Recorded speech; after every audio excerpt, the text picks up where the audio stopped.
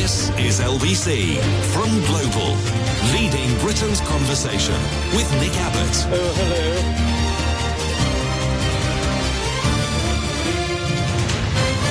hello. Well, let's get back to it. Yes, and the manager's done great, and the fans have done great, and the lads have done great, and it's all credit to the manager and the fans and the lads. Texts and emails and such from last night. Rob says, having watched Biden and Trump on that debate, it makes you feel better about Keir and Sunak as leaders. Yes, if it wasn't for America, this country would be the laughing stock of the world. Don't be rude. Stock. David says Biden will step down soon, and Michelle will be convinced to step in. What, Michelle, the wife of Obama? I seriously doubt it. Andrea says, the German impoliteness is perfectly described by your caller, presumably some caller from yesterday. These are texts and tweets from yesterday. Just trying to get through them.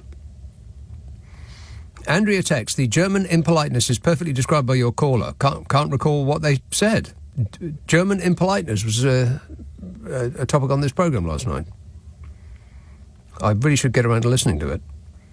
She says, my daughter just returned from a stint working in Berlin. I warned her what to expect. She witnessed the abruptness, the side eyes, the way Germans find us English laughable and detestable in equal measure, even if we aren't speaking or doing anything at all.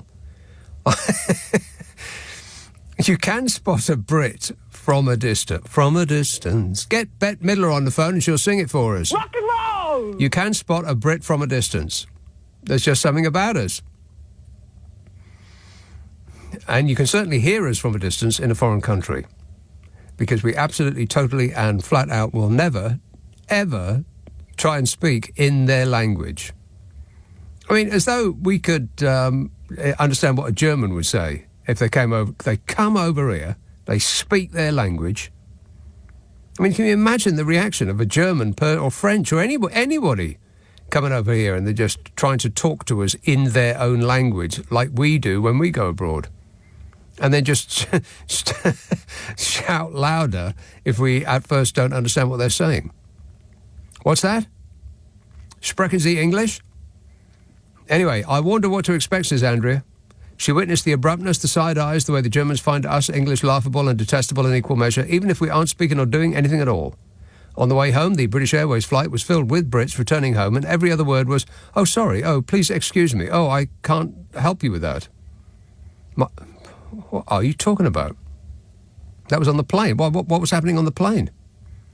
My daughter's only 20 years old, but time in Germany allowed her to see that very British over-politeness thing oozes out of us normally. Oozes out of us. Oh. You would put it a better way. And finally from last night, blimey, I must have been on my best behaviour yesterday. I really did get through all of the messages. Only one left. I can't believe it. Martin texts, it's funny a listener should bring up that smells of Britain thing, which we were talking about last night. I hear the Tories are bringing out their own new range of fragrances, says Martin. Oh, uh-oh. I fear a listener with material. Oh, no. He says, I hear the Tories are bringing out their new range of fragrances. Rishi is a delicate, lingering cologne, whereas Boris, I believe, is some sort of aerosol. Some sort of aerosol, Boris. Yeah. Wait a minute. That's exactly what I would have expected, yeah. Aerosol. Mm-hmm. Speaking of which, did you see about his dad? Good grief. Wait a minute. One moment, please. I have detailed files. Here it is. This is Simon Calder, who is a friend of this show. Passengers have accused Stanley Johnson of causing a diverted British Airways flight to be cancelled. Stanley Johnson is Mr. Blobby's father. He was aboard a BA 2641 flight from Malaga to London Gatwick. When a separate British Airways flight rejected to take off at Gatwick, the runway closed for 50 minutes and 16 flights were diverted, including this Malaga flight. The plan was to refuel the Airbus at Heathrow and, with the runway open again, make the short flight to Gatwick. But some passengers were keen to disembark, including Mr. Blobby's dad. One of the passengers told The Independent the plan was to refuel and the aircraft was given...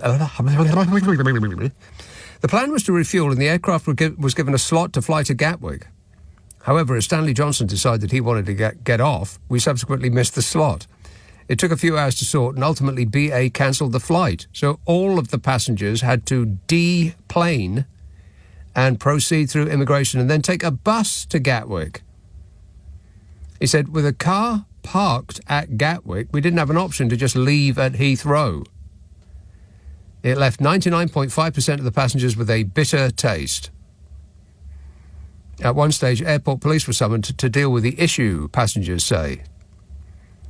One passenger said, apparently, Stanley Johnson, Mr. Blobby's dad, refused to stay on the plane. Poor, he said. This caused carnage because the airline can't make you stay on the plane against your will. It would have caused hell at Heathrow with passengers having to claim their luggage and then those who wanted to go to Gatwick claiming their luggage from the plane and then checking in again, and then it would have meant the crew were out of flying hours, and I don't really understand any of that part. But anyway, he made a gigantic kerfuffle. The penalty for causing disruption at the airport? Nothing. If you are Blobby's shaggy-haired, dishevelled father. Yeah. Wait a minute. Which is strikingly dissimilar to the treatment of shaggy-haired, dishevelled, Just Stop Oil protesters who were clapped in irons and arrested by the law because they were thought to be causing... It was thought they might cause disruption in the future. A Hackney police statement said, our officers made 6 arrests during an event at an East London community centre. We believe some of those in custody are key organisers of Just Stop Oil. All the arrests were under a section of the Public Order Act which makes it illegal to conspire to disrupt national infrastructure. But if you do actually disrupt national infrastructure and you're Mr. Blobby's dad, then that's OK. Any thoughts, Bodge? I can't comment on that. Can't comment on that. Blah. Carl texts, there is now one potential benefit from Brexit, no longer under the EU laws. Now Keir Starmer can charge VAT on private school fees. Sunny uplands ahead. I believe we could charge VAT on anything we blooming well like, whether we're in or out of the EU. Never mind, do it. Mike texts, what's your view on Cheerios? Personally, I don't trust them. Well, I did not see that coming. What's my view on Cheerios? What, as in... Bye-bye. That kind of Cheerio. Because it doesn't capitalise the C. So I'm assuming that... Well, I'm just assuming that he's talking about the breakfast cereal.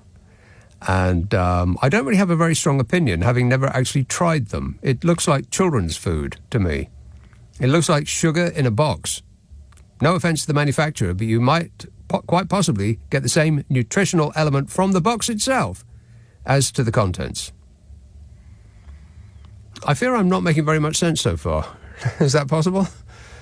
Entirely, yes. Fits right in. Windsor, Zach. Hi, Nick. How are you? Yes, great, mate. So I want to talk about the letters coming in from the candidates, because obviously there's nearly... it's only 5 days until we can witness complete Tory wipeout. Until we're free, free of the pad, the soft pad of the post person coming up your drive to put yet another boring leaflet that you're going to put straight in the bin. Exactly. Well, that is what I actually wanted to talk about, because the Tory candidate sent a letter in, and he was talking about. Oh, he's basically accepted fate, and he's said, yes, Keir Starmer will win, and we're going to lose. This is the leaflet of your Conservative candidate? Yes, and he said, but what he has said is that he'll hold Keir Starmer to account for his actions in Parliament, so vote Conservative. Right, but he's expecting you not to. That seems an odd policy. Yeah, I know. That's what I thought too. I guess they've just accepted that they're... So who are you going to vote for then, Zach? I'm going to vote Monster Raving Loony Party. Monster Raving Loony Party. How old are you? Absolutely. 14. 14 years old. So I would try and vote twice if I were you. Just make sure you take your somebody else's ID with you. All right. Yes. Definitely. Excellent work, that man. Thanks a lot, Zach. Going to vote twice, doing his patriotic duty. 14 years old, and he's already voted more times, I suspect, than most people who are 10 times his age. Jake says, I was watching the football tonight and I immediately thought of you. In case you weren't informed already by your beautiful producer, Germany were playing Denmark. Now, wait a minute. He's not going to give us the result in this, is he? I mean, I probably won't be able to get home without knowing what the result is, which, it's I'm not complaining about that or anything. Whinging and whining and moaning. I just always know what the result is for every match that I try to see the highlights of, because I work Friday, Saturday and Sunday, and most matches are on those days. Never mind. He says, Germany were playing Denmark and the game got suspended about 35 minutes in due to thunder, lightning. Very, very frightening. It was very, very frightening, he said. I wouldn't be surprised if Tichy Suitsai suspended the election due to a bit of bad weather, but thinking about it, it didn't stop him when he called for it in the pouring rain. Well, that's true. That's true. An abiding image of that man. That image will never leave us. Appreciate it, Tichy. Thank you. Yeah, thank you for your effort. 0345 6060 973. Glasgow. Hello, Steve. Hi, Nick. How you doing? Good, Long thanks. time no here. Before I make my main point, and the Farage is on again just a second ago, and I've said this to you before. Every time I hear that montage about the getting kicked in the head, it just reminds me how incompetent that man really is. Because if he's presenting it, you've got a 7-second delay. If I said a swear word, you cut me off before it got online. Yeah. So it just shows you how nonsensical that man really is. And I don't understand why he's getting so much bloody airtime. Well, in his defence, I would say that he was just sitting there with a microphone and flapping his gums. I run the whole desk. I am in control. I am the master. So I've got a button in front of me, but I imagine he wouldn't know where the button was and would be relying on somebody else to Nigel Farage flapping his gums. Never thought about that. Yeah. My main point was you said before on numerous occasions that the left fight amongst themselves and the right just step over the bodies and win. Correct. Now, this is going to happen in America because what happened, I watched the debate, and of course Joe Biden, I think, had a very bad performance, but you look over the last 5 years of his premiership, he's been not bad for the country, and whether people think he's old or not is irrelevant. I mean, one of the talking points was him being able to stand up for 90 minutes. Now, my father's in a wheelchair. He's the same age.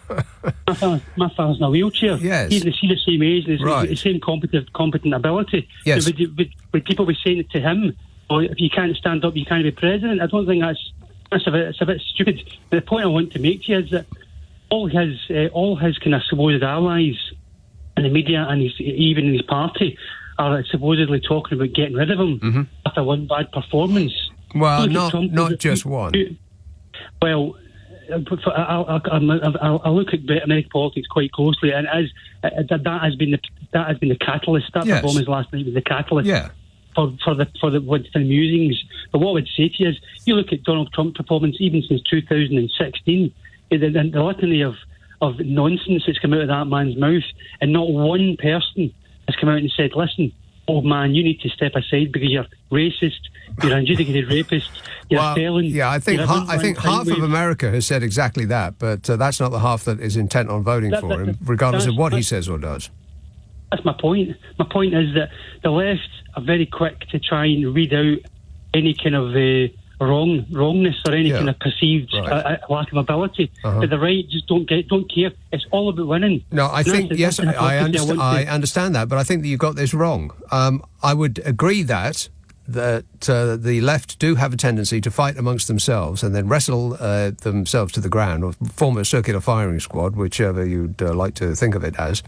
And the right nimbly step over their prone forms and take the tape. Over and over and over again that happens. But I think the reason why the Democrats in America are concerned now about Joe Biden is because he is losing in the polls and has not been... He is. He absolutely is, and has been trailing in the polls for pretty much as long as this race has been going.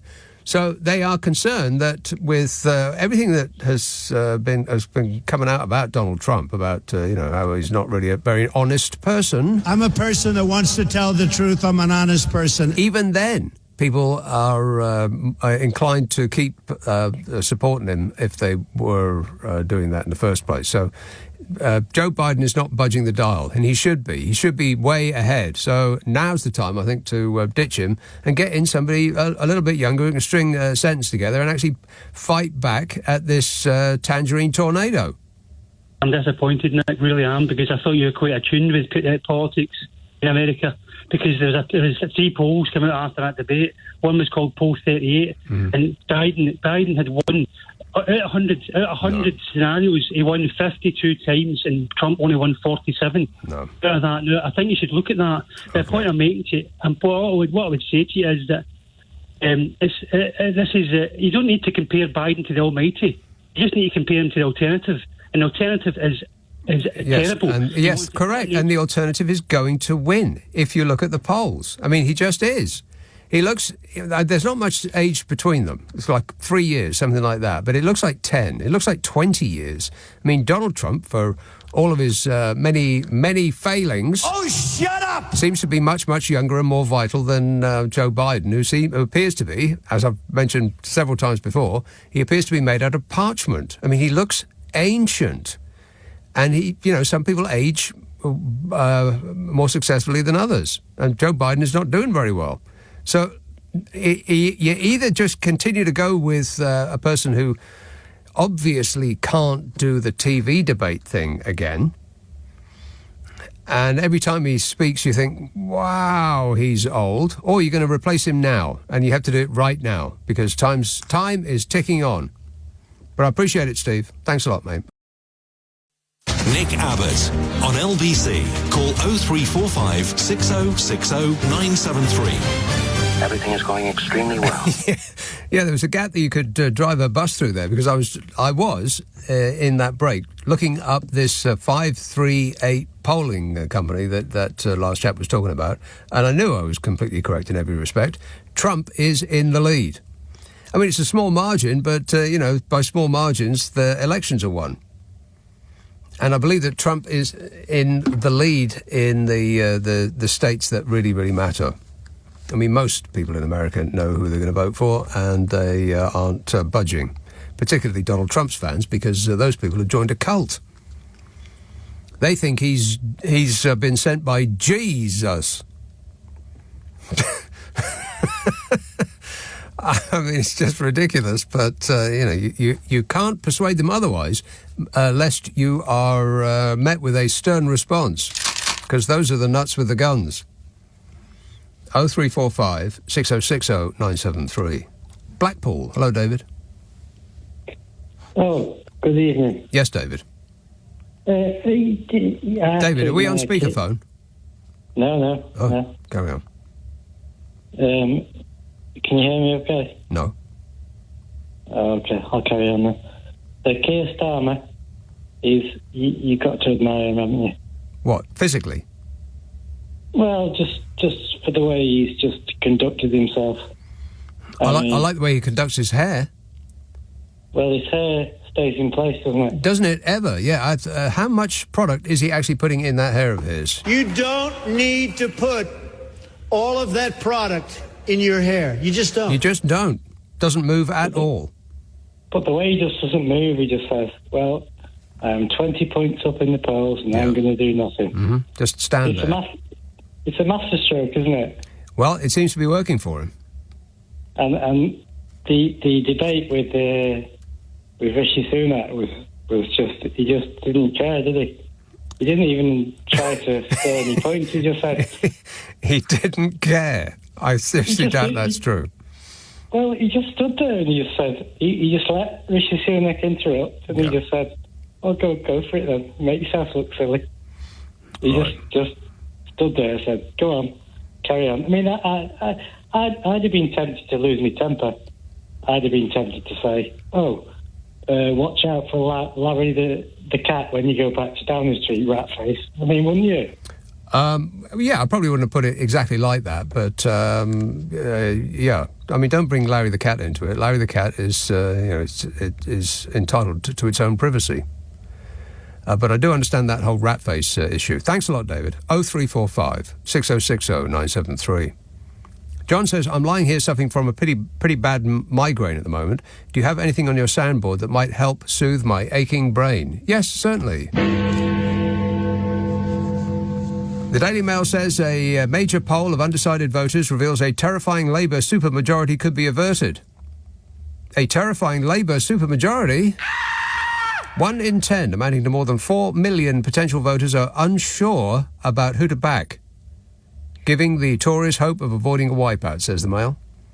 In the first study of its kind, nearly 6 in 10 of those who say, when asked which way they're going to vote, are unsure about who to back. 1 in 10, amounting to 4 million potential voters, are unsure about who to back. In the first study of its kind, I don't know, something wrong with my eyes today. I'm skipping around lines.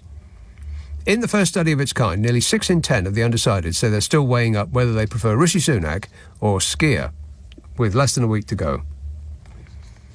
I mean, that is perfectly reasonable. They've only had 14 unbroken years of Conservative rule, so they really haven't had enough time to decide whether they like them or not. In much the same way that a couple won't be able to decide whether their marriage works till they've spent 14 years together. Senior Tories jumped on the findings as proof that there was a huge amount to play for, and that voters could still place a boulder in Labour's path to obtaining a blank cheque to increase taxes. Hard to believe that the Tories are still campaigning on Labour increasing taxes, when the Tories have increased our taxes to the point that some of us pay more in taxes than we earn in wages. And that's as accurate a fact as some of the adverts plastering the internet warning that one side or the other will make your children change sex, ban you from driving in a built-up area, and cause it to rain on you personally wherever you go for the rest of your life. Oh, no. Previous analysis has suggested that it would require only a small number of former Conservative voters to return to the Tory fold to see off the threat of an unprecedented defeat and provide some sort of opposition to a Labour government.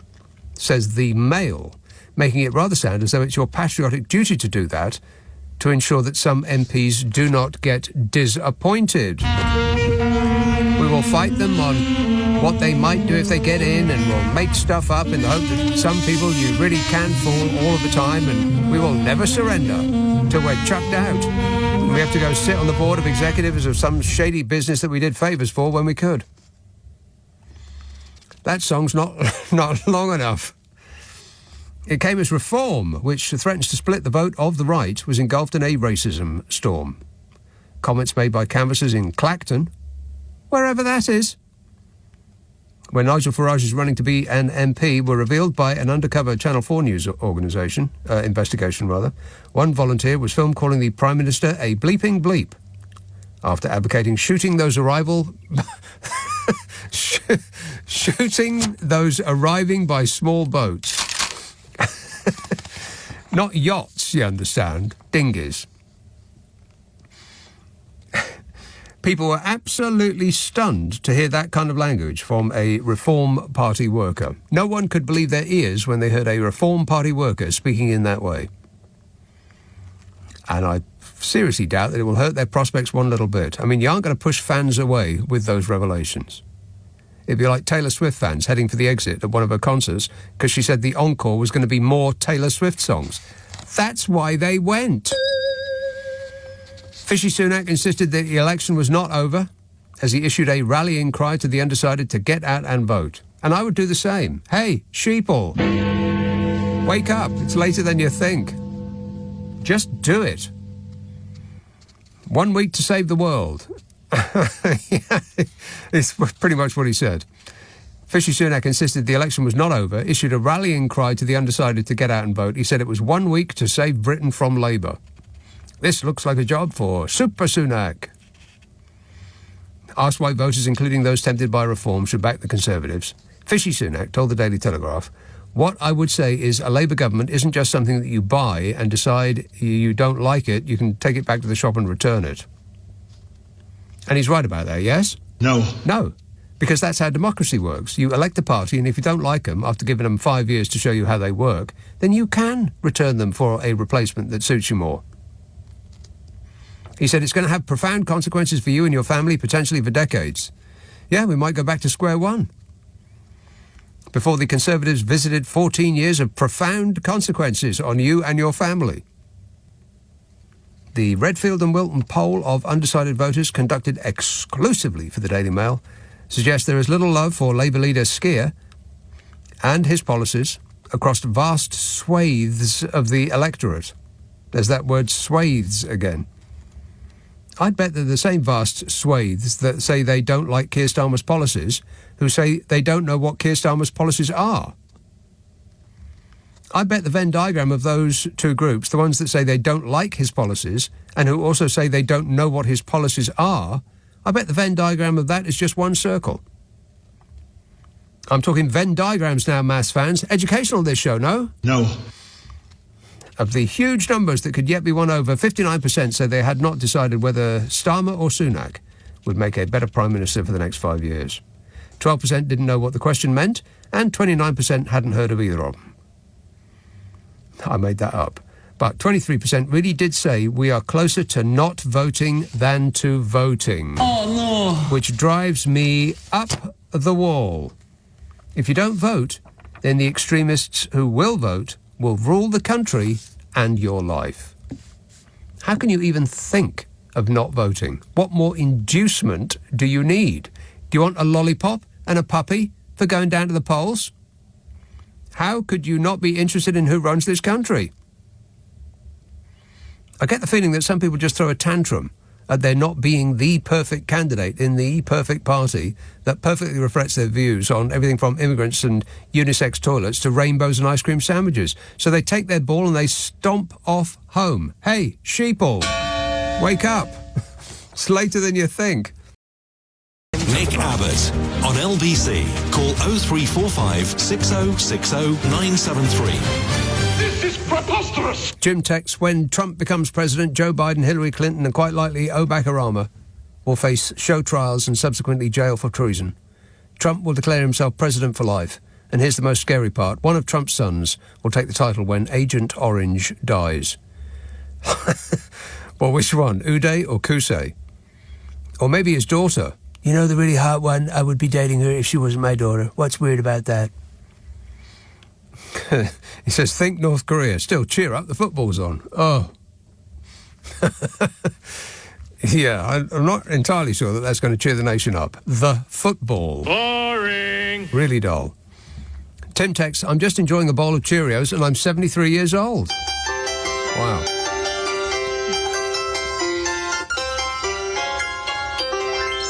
You want to watch that sugar intake, Tim, because at your advanced years, it might take your brain into a spin. Like that. 0345 6060 973. Lingfield, Genevieve. Hello. Is that your name, Genevieve? Yeah, same as it was a couple of weeks ago. What a fantastic name. Thank you very much. So is Nicholas. Not really, no. I just wanted your opinion on something. Mm-hmm. My son has got to enter a joke competition at school, so I wanted to try out a couple on you. Oh, well. Do you mind? Yeah. It's a true story. I kind of do mind, yeah. I don't really do jokes. Your son has been asked to come up with jokes. No, not just him.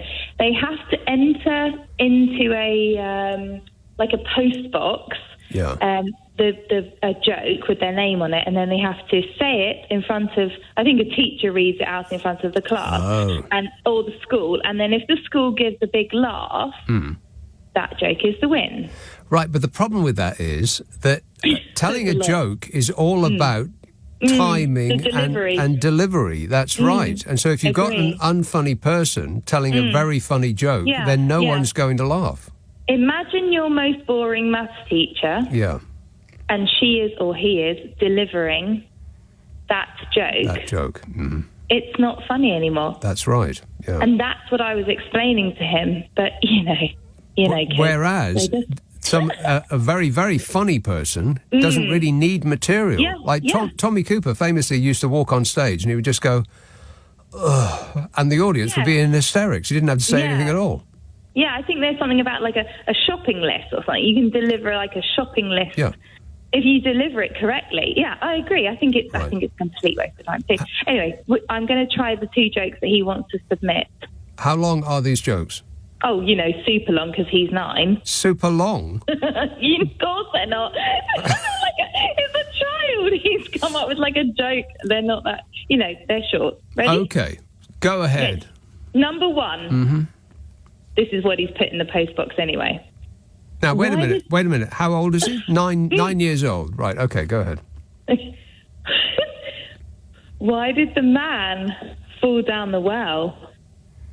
Now, wait a minute. Why did the man fall down the well? Because, sorry, I thought you were going to allow me to deliver the punchline. That would be just too easy, wouldn't it? All right, go on then. Lay it on us, baby. I will not. You can lay it on me. Get on with this. Because he could not see that well. Wow. Yeah. So the second one has to be better than that. Okay. You're going to be disappointed. The first one had, I don't know what, maybe sarcasm or unexpected... Not really, no. Dourness, I think is the... Anyway, he came up with that. And was that his favourite of the two? Yeah. Really? So the second one is even worse than that? He put it in the postbox. Go ahead. If you know what I mean. Carry on. First, this is second one, ready? Why do you not give Elsa a balloon? Why? I don't know. Why do you not give Elsa a balloon? Do you not really know? No, I don't, no. Because she will let it go. Because she will let it go. Why do you not give Elsa a balloon? Because she will let it go. Yeah. I don't get that. Who do you know called Elsa? The lion. In popular. The lion. Elsa? The lion? What lion? Elsa, the cross-eyed lion. I don't know. No one knows that. I think they most certainly do, Genevieve. Nicholas. If that is indeed your name. Lion. Well, who's Elsa then? Let it go, let it go.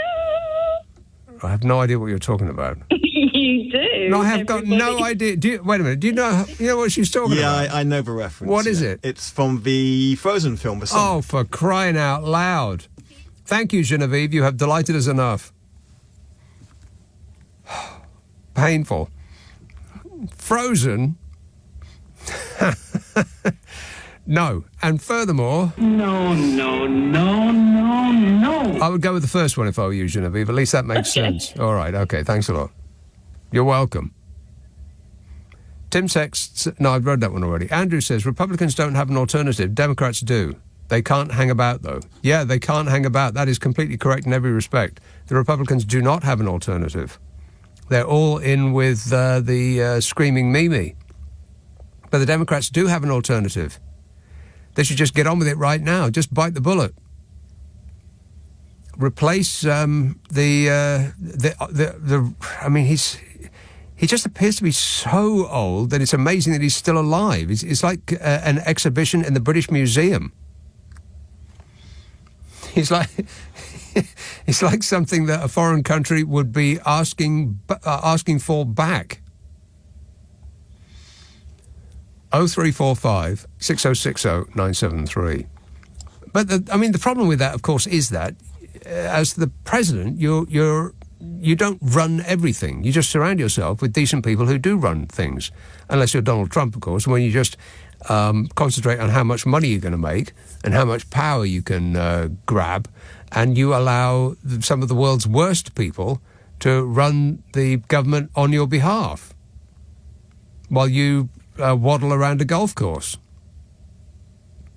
That's the difference, is that Joe Biden would put a stamp on the presidency that might actually, benefit the American people and by extension the world, whereas Donald Trump is one of the world's worst people and attracts people who are just like him. But that's not who people vote for. They don't vote for a group of individuals that the president might surround themselves with. They vote for the president. And Trump's people are determined to do that. They would walk through gunfire to vote for Donald Trump. But Biden's people, not so much. And the crucial part is, it doesn't really matter how many votes you get, because Hillary Clinton got more votes than Donald Trump. And she still lost. 3 million more votes. It's just that she got them in the wrong places.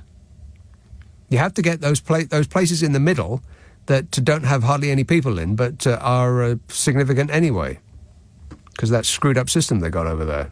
Their electoral system is even worse than ours. So you've got to catch people in the right place, and Joe Biden is just not doing that. So get rid right now, straight away, if not sooner. And it can't be Kamala Harris, because people know her in America already as the vice president, and they don't like her. So somebody else. Ahmed texts, only 6 more sleeps to go before hopefully we get rid of this government. He didn't put it quite like that, but I'll change that last part. Lynn says, I could write what I know about USA politics on the back of a stamp. So please can you let me So please can you help me understand why they can't find anyone better than Trump and Biden out of the people in America to run for president? I never understood it. Well, Trump has formed a reverse takeover of the Republican Party.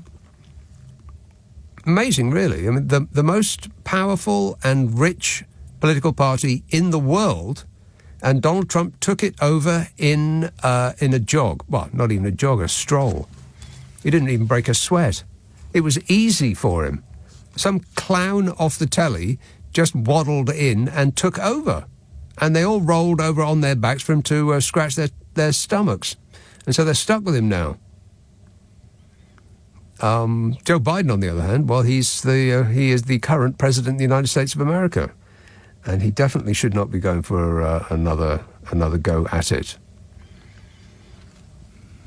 It seems like it's his patriotic duty to step aside. Just understand your limitations, Joe Biden.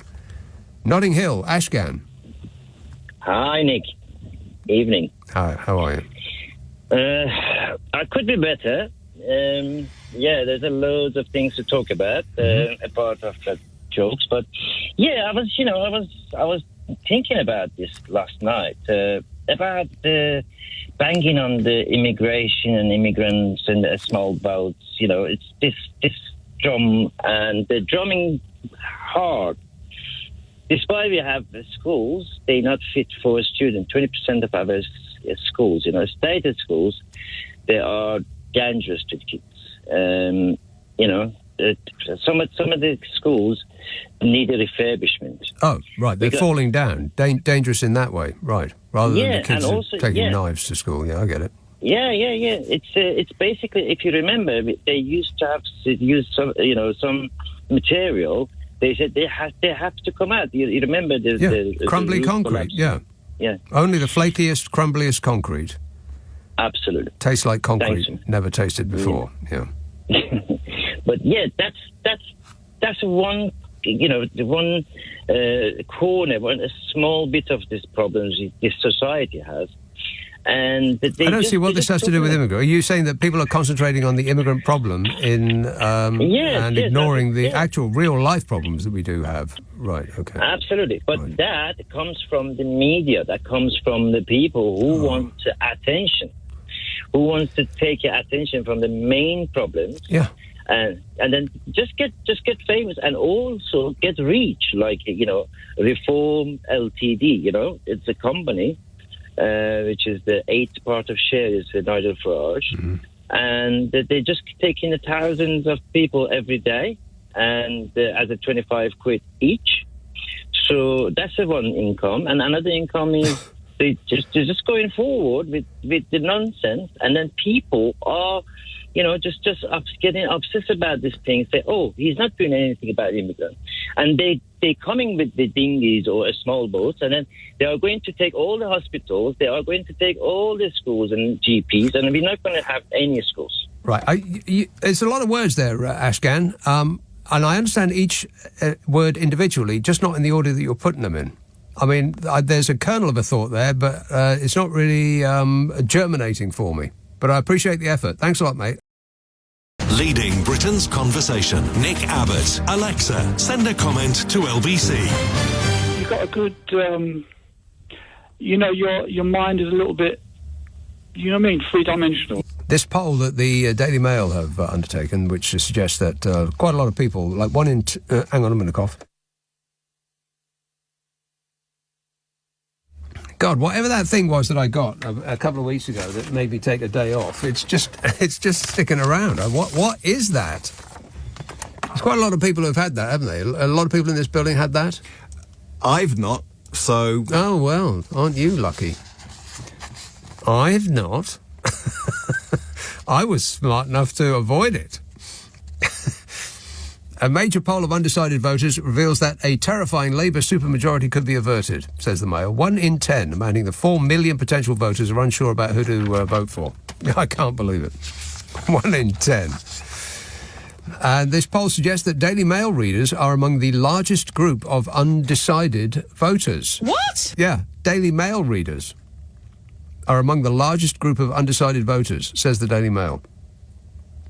23% of the undecideds apparently read the Mail, but not too closely, obviously, as I do believe that the Mail has been giving quite clear instructions on who to vote for on the 4th of July. Bianca Censori, or one of the Beckham's kids. I mean, it's pretty much wall-to-wall coverage of them. They plaster the internet with stories of Bianca Bloomin' Censori, or one of the Beckham's blooming kids, like those kids have loaded a blunderbuss with tattoos. Random, unrelated tattoos, and just stood in front of the blast. So the concern sweeping the internet is that a Labour supermajority would place unchecked power in Keir Starmer's hands. And Fishy Sunak said, but it doesn't have to be this way. The opportunity exists to place a boulder in Labour's path to block their blank cheque to taxing you on the 4th of July. I cannot believe that their campaign is revolving around tax. I mean, I would have thought if I was them, if I was the Conservative Party, that's the last thing I'd be mentioning. But I suppose they know what they're doing. I mean, a couple of three things about a supermajority. First, there's no such thing as a supermajority. What are they talking about? You either have a majority or you don't. And second, you don't have more power if you have a greater number of MPs. You either vote bills through or not. I mean, remember that Mr. Blobby famously crowed about his stonking majority. Yeah. Wait a minute. And what did he do with it? Any idea at all? No. Redfield and Wilton surveyed more than 1,000 adults between June the 21st and the 24th, which isn't that big a survey, and will be dwarfed by the one coming this week, of course. And here's a measure of how the nation is gripped by this contest. The television audience for the final leaders' debate between Fishy Sunak and Skier was dwarfed by the numbers who watched Georgia play Portugal. What? You've got to be kidding me. The BBC Prime Ministerial debate averaged 2.7 million viewers. The Euro football game between Georgia and Portugal peaked at 6.4. 2.4 for the Prime Minister, 2.7 for the Prime Ministerial debate, 6.4 for a football match. That didn't include any of, apart from Cristiano Ronaldo, didn't include anybody that you've ever heard of. I mean, it sounds less like people were keen to see the match, rather they were keen not to see the festival of soon-to-be-broken promises and flat-out lies and gaslighting that was happening on the other side. What a way to run a country, eh? Dreadful. 0345 6060 973. Stockholm, Sweden. Hello, Tom. Hello, Nick. A big fan of yours. Oh, thanks. I wanted to... I think last time we spoke was about baked potatoes, but that must have been about a year ago. Well, that's very weird, because baked potatoes are having a moment, apparently. They're in. They are hip and with it. Apparently they're like 12 quid each at a normal gastro pub these days, from what I read. 12 quid for a baked potato? What? But listen, I wanted to... This is a momentous night, because this is like the last show of yours, apart from tomorrow's. Yeah.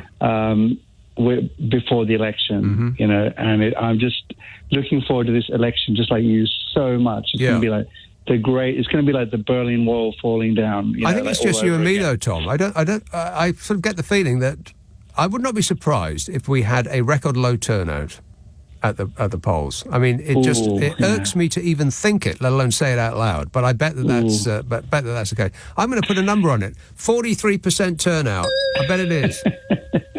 Listen, I wanted to call because you've been talking about your strategy, your watching, viewing strategy. Yes. And I don't know. I mean, first of all, I can't record in the way that you said you're going to record it. So I got to. It's either live or nothing. So my strategy is kind of the I'm going to watch it from the minute 10 o'clock exit polls, and then from the night will start, and I'm just going to keep raising a glass every time the moment opportunes. Yeah. And so my strategy is, but like late in the morning, by the time you're sort of just woken up, had your first coffee. Yeah, you're going to be hammered.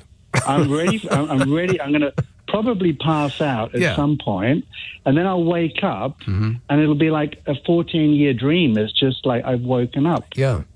What do you think of that? You've woken up from a 14-year nightmare. Exactly. Suddenly the sun will be brighter in the sky. Because I'll be hungover. I'll be hungover. Right. I'll be ready for some recovery time.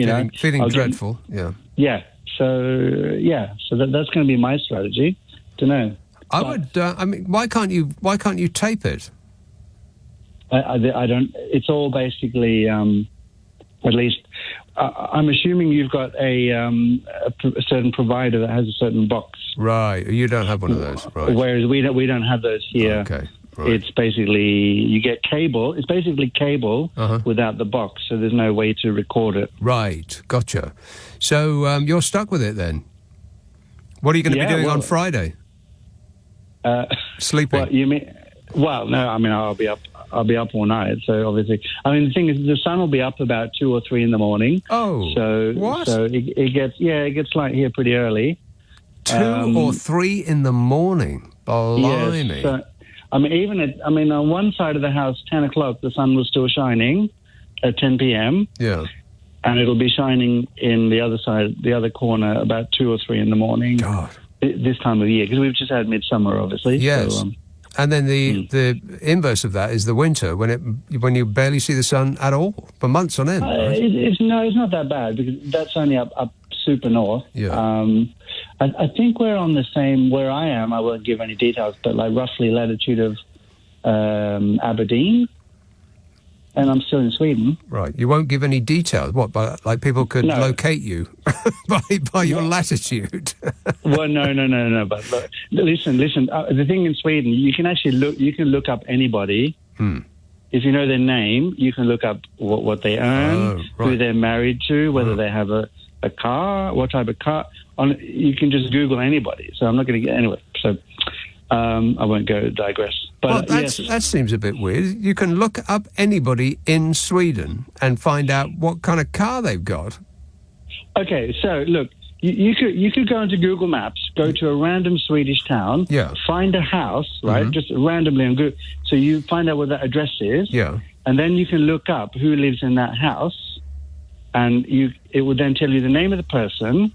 It'll tell you who they're married to. It'll tell you what they earn. It'll tell you whether they have a car or a mortgage. Honestly, good grief. It's freedom of information here is slightly different. Well, yeah, very, very much so. Yeah. Is that one of the reasons why people in Sweden are so happy? No, I think that's the Finns. The Finns are the happiest ones, aren't they? So. That doesn't seem likely, though. I mean, what does Finland do for a living, by the way? Well, okay. Well, look, I mean, Finland is, first of all, this thing about happy, it's not happy is in like clown, joyous, no, contented. Feeling of security and safety. Yeah, I get it. Yeah, it's not Goodfellas happy, but sort of content with life happy. So the thing with the Finns is that they're a lot more pragmatic than the Swedes. I won't bore you with all the details, but they are very much like can do and go get them type, whereas the Swedes are a little bit less so. Well, I would imagine that being a Swedish person, then your mind is occupied almost 100% of the time with the idea of having hot Swedish relations with each other. Yes. Yeah, there's a lot of that goes around. Yeah, they tend to slide around a bit. Yeah, exactly. Yeah. All right. Well, I wish you all the best with that. Thanks a lot, Tom. 0345 6060 973. Phil says, you mentioned last week, I think, that you and Carol were going to meet up. Did it go okay? Were there any sausages and dingleberries moments? Not really, no. We didn't have to stop talking at a moment's notice because we were straying into political areas that we couldn't agree on, no. But we did meet up this week, yes. I guess I'll tell you about that in a moment. 0345 6060 973. Nick Abbot, LBC. On your radio, on Global Player, and... Play LBC. Leading Britain's conversation. This is LBC.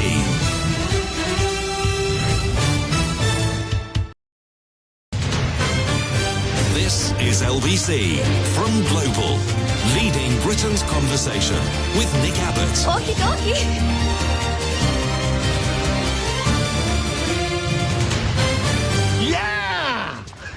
Dude! Misconduct in a public office. I thought it was a cell. Jerem emails, I live in a touristy part of southern France and I can spot an Englishman visiting my town a mile away. Baggy, dull, chewing gum, grey shorts and T-shirt, lily-white, puny legs and the signature giveaway wearing their office shoes and socks. When you leave the UK, you realise what a styleless, comically eccentric country we are. A bit of Terry Thomas in every single one of us. Well, no, I don't think so. I mean, Terry Thomas was the very epitome of stylish. I can't remember him ever appearing in anything where he didn't look, dolled up to his cravat.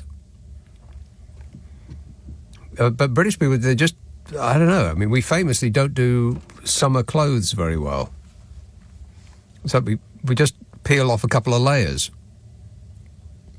Tristan says, with the Tories running such an awful campaign and losing miserably, Labour aren't being silent, they're being smart. After all, Napoleon never said, never interrupt your enemy when he is making a mistake. No, after all, Napoleon...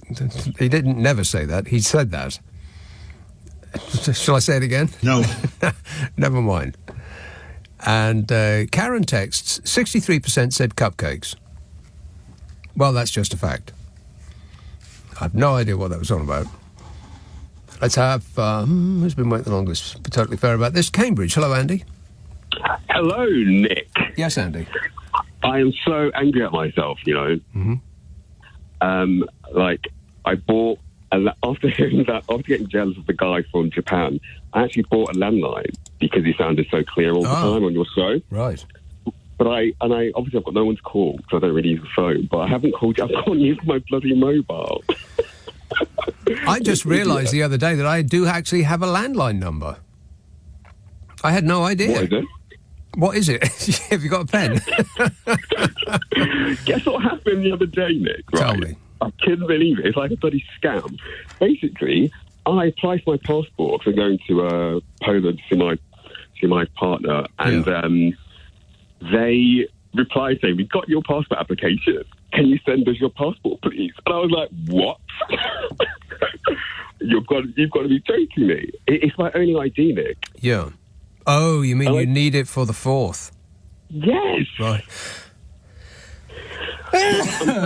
Woo! Oh, wow. That was great. How was that for you?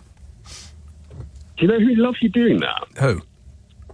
What's her name? The woman who rides her bike. She loves you sneezing, doesn't she? And you know what I mean. Anyway, listen. Isabel. Isabel is the person that rides a bike. I think you'll find that is correct. Isabel. Mm-hmm.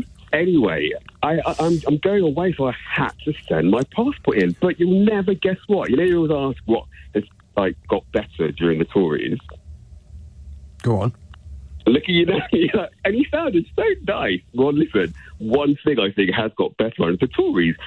I sent them my passport. Guess how long it took me to get it back? You will never guess.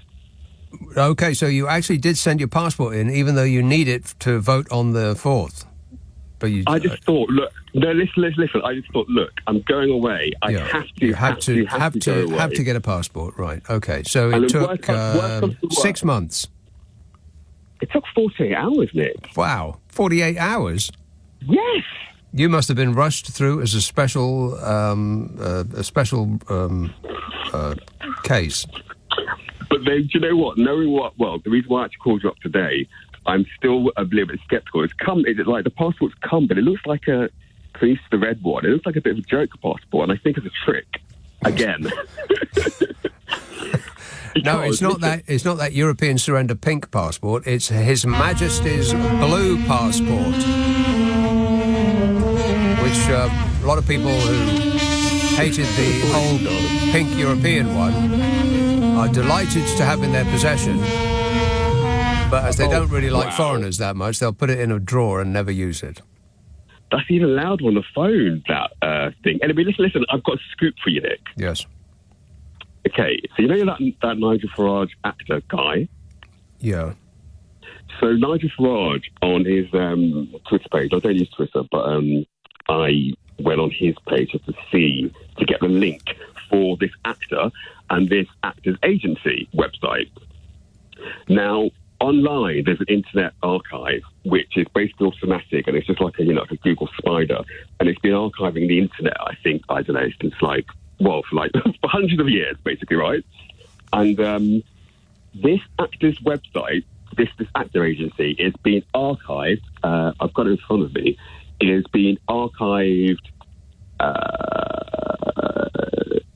4,000 times since 1996. Right, I have absolutely. I don't really know what you're talking about now. What are you talking about now? Sorry, Nigel Farage posted up proof that the man who was racist while reform was an actor. Is an actor, as though that renders you incapable of expressing an opinion. On behalf of reform, exactly. Well, or any opinion at all. I mean, I think there's a certain element that don't think that actors should have an opinion about anything at all. Like footballers and politicians about football. But anyway, the reason why I actually called up is basically this guy's page on this actor's website, which has been archived since bloody 1996. Right. His page only appeared June the 27th, and it's only been archived 3 times. And this entire website has been automatically archived thousands of times since 1996. I'm hearing you explain a lot of things to me, Andy, and I'm still not really sure about what it is that you're saying. But I'm going to just leave it there and let it fester a while. But I appreciate the call. Thanks a lot, Andy. I have no idea. Something about archiving. But it's evidence of something, no doubt about it. It's just what it is, I have no idea. Not a clue. Never mind. Gotta go. Thanks, mate. 0345 6060 973. Chris says, I had a Tory leaflet delivered through my door on Friday. I must confess I was a little disappointed. It was way too glossy and not absorbent enough for what I had planned for it.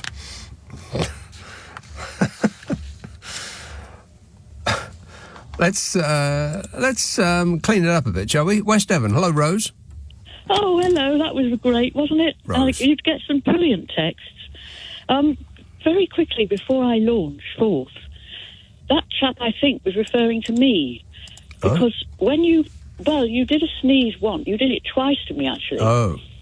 And you did a sneeze, and you said, God, the best sex I've ever had. I'd never said anything of the sort. I may have implied it.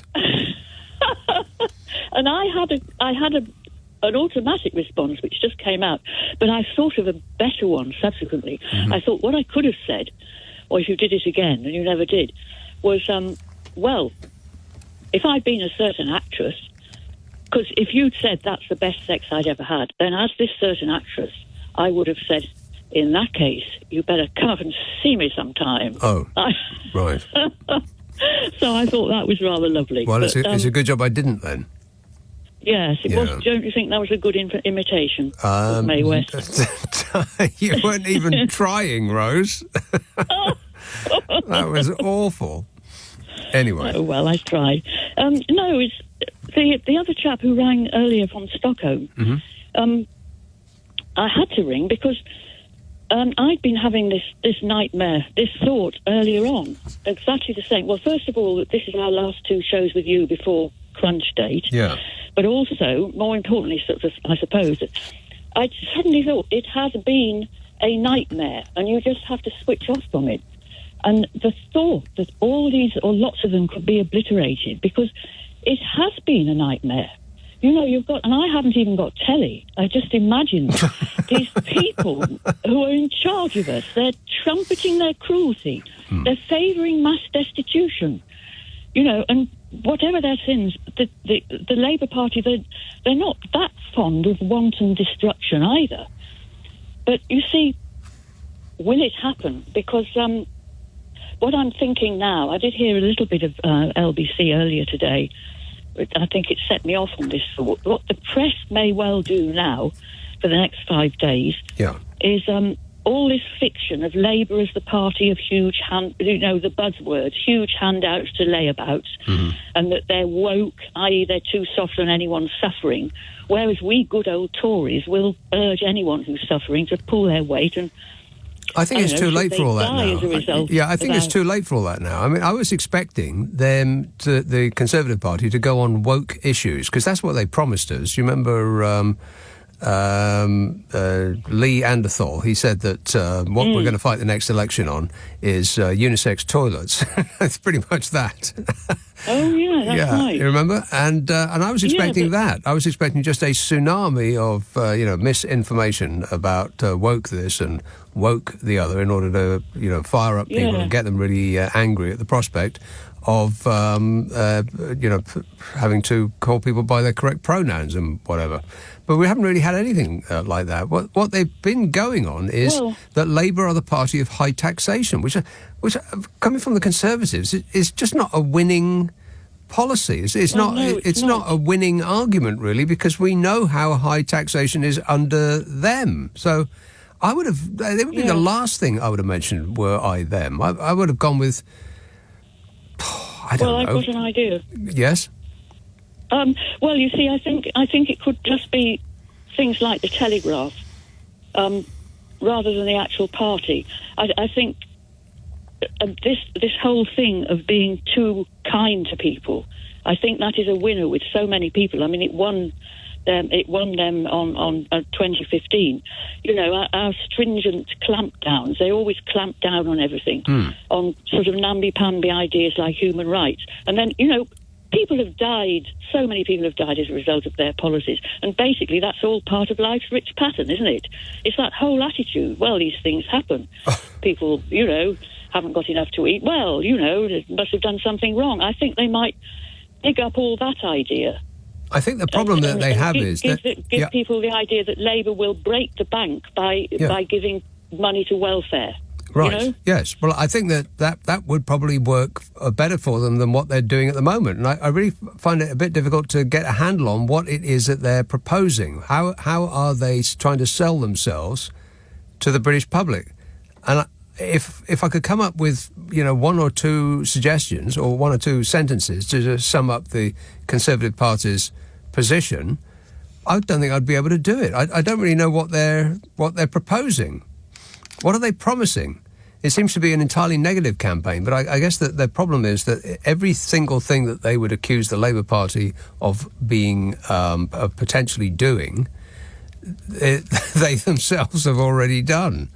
I mean, immigration is through the roof, taxes are through the roof, schools are falling down, hospitals don't work very well, doctors are still on strike, and I could go on, but it's difficult for them, I would imagine, to pick something that they can say, aha, here's something we haven't done that they will do, because they've done everything already, by dint of having been in power for quite so very long.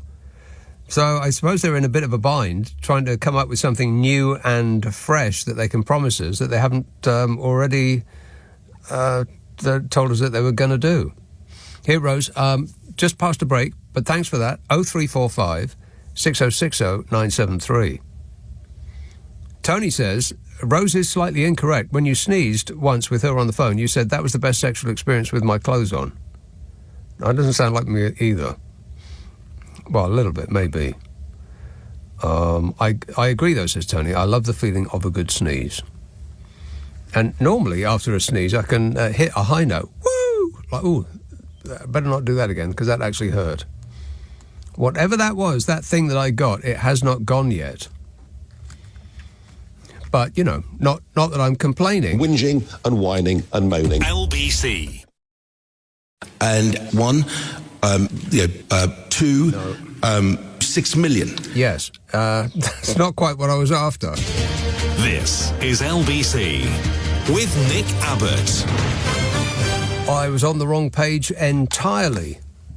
I still do feel as though I'm feeling the effects of whatever it was that I caught that meant that I had to take a day off. Not quite got over that. It's weird. It was an odd thing. It wasn't a cold, and it wasn't... It could have been, the thing. Oh, no. Could have been the COVID. Could have been that. Don't know. But if it was a very odd form of it. But I think there's a lot of it about. If you see some coming, avoid it. Tooting. Hello, Jan. Oh, hi. Good evening, Nick. Yes, Jan. I've been trying to find a remedy for your sneezing, but you may be something you say you caught. Oh, that isn't what I'm going to speak about, but I shall find... Are you allowed to have any aromatherapy essential oils going in that studio? No. No. Well, you might be able to dab them on a handkerchief and keep it handy to stop you from sneezing, maybe. Dab some on a handkerchief? Well, yes, some essential oil, like, I don't know which one, eucalyptus or some. I'll find you something. That sounds like something that would make me sneeze rather than something that would avoid sneezing. Well, I'll look into it. I can't. Well, I'll leave it with you. Yeah. So before I go into what I was ringing you about, can I just ask you a question? No. Oh no, there's just something you say, like for the toss. Is it trois? What? There's an exclamation. It's very expressive. Is it your invention? The thing that you say when you have it for some of those public schools. Then you have an expression which is I don't know what you might call it. I was going to say how do you say trois or something.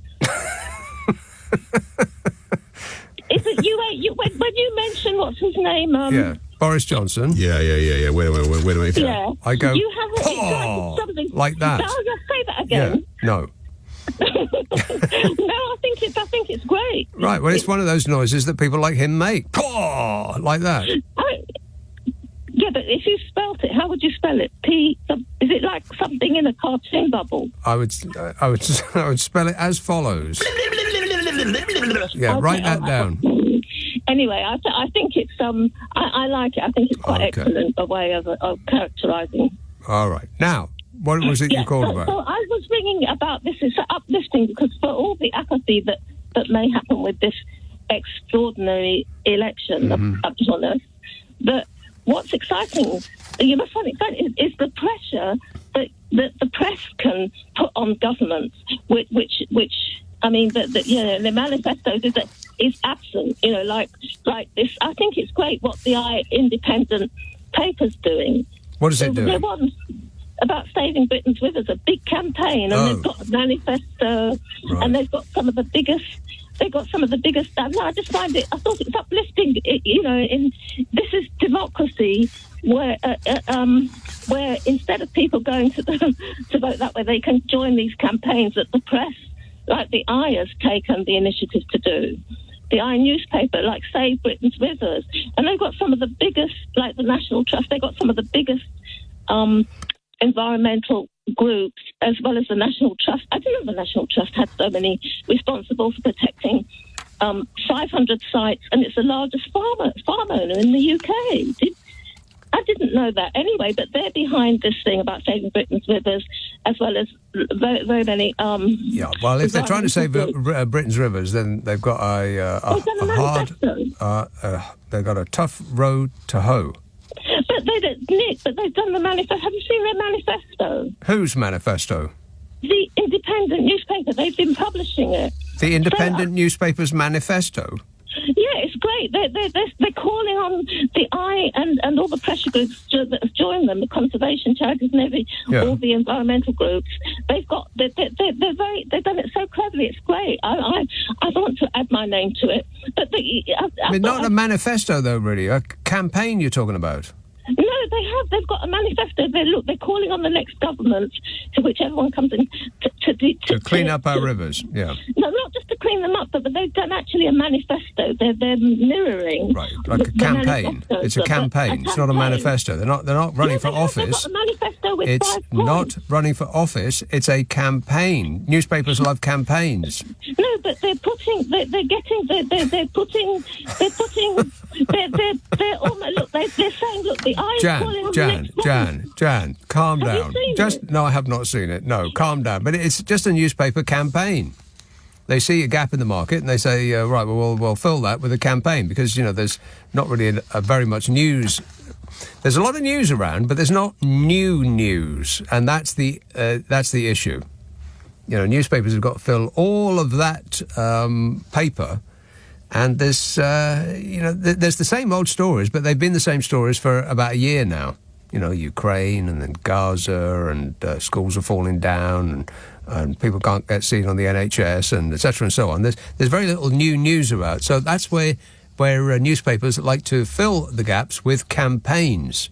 And if the IE newspaper is campaigning to clean up our rivers, then I would give them my full support. Thanks for bringing that to my attention, Jan.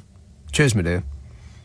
On the other hand, one of Britain's biggest water companies is planning to pay shareholders £89 million as a dividend, despite being convicted for failing to provide records relating to its sewage works. What? Anglian Water, which has more than 6 million lucky customers in the east of England and Hartlepool, announced the payout £89 million dividend in the latest results earlier this month, just weeks after it was convicted by the Environment Agency.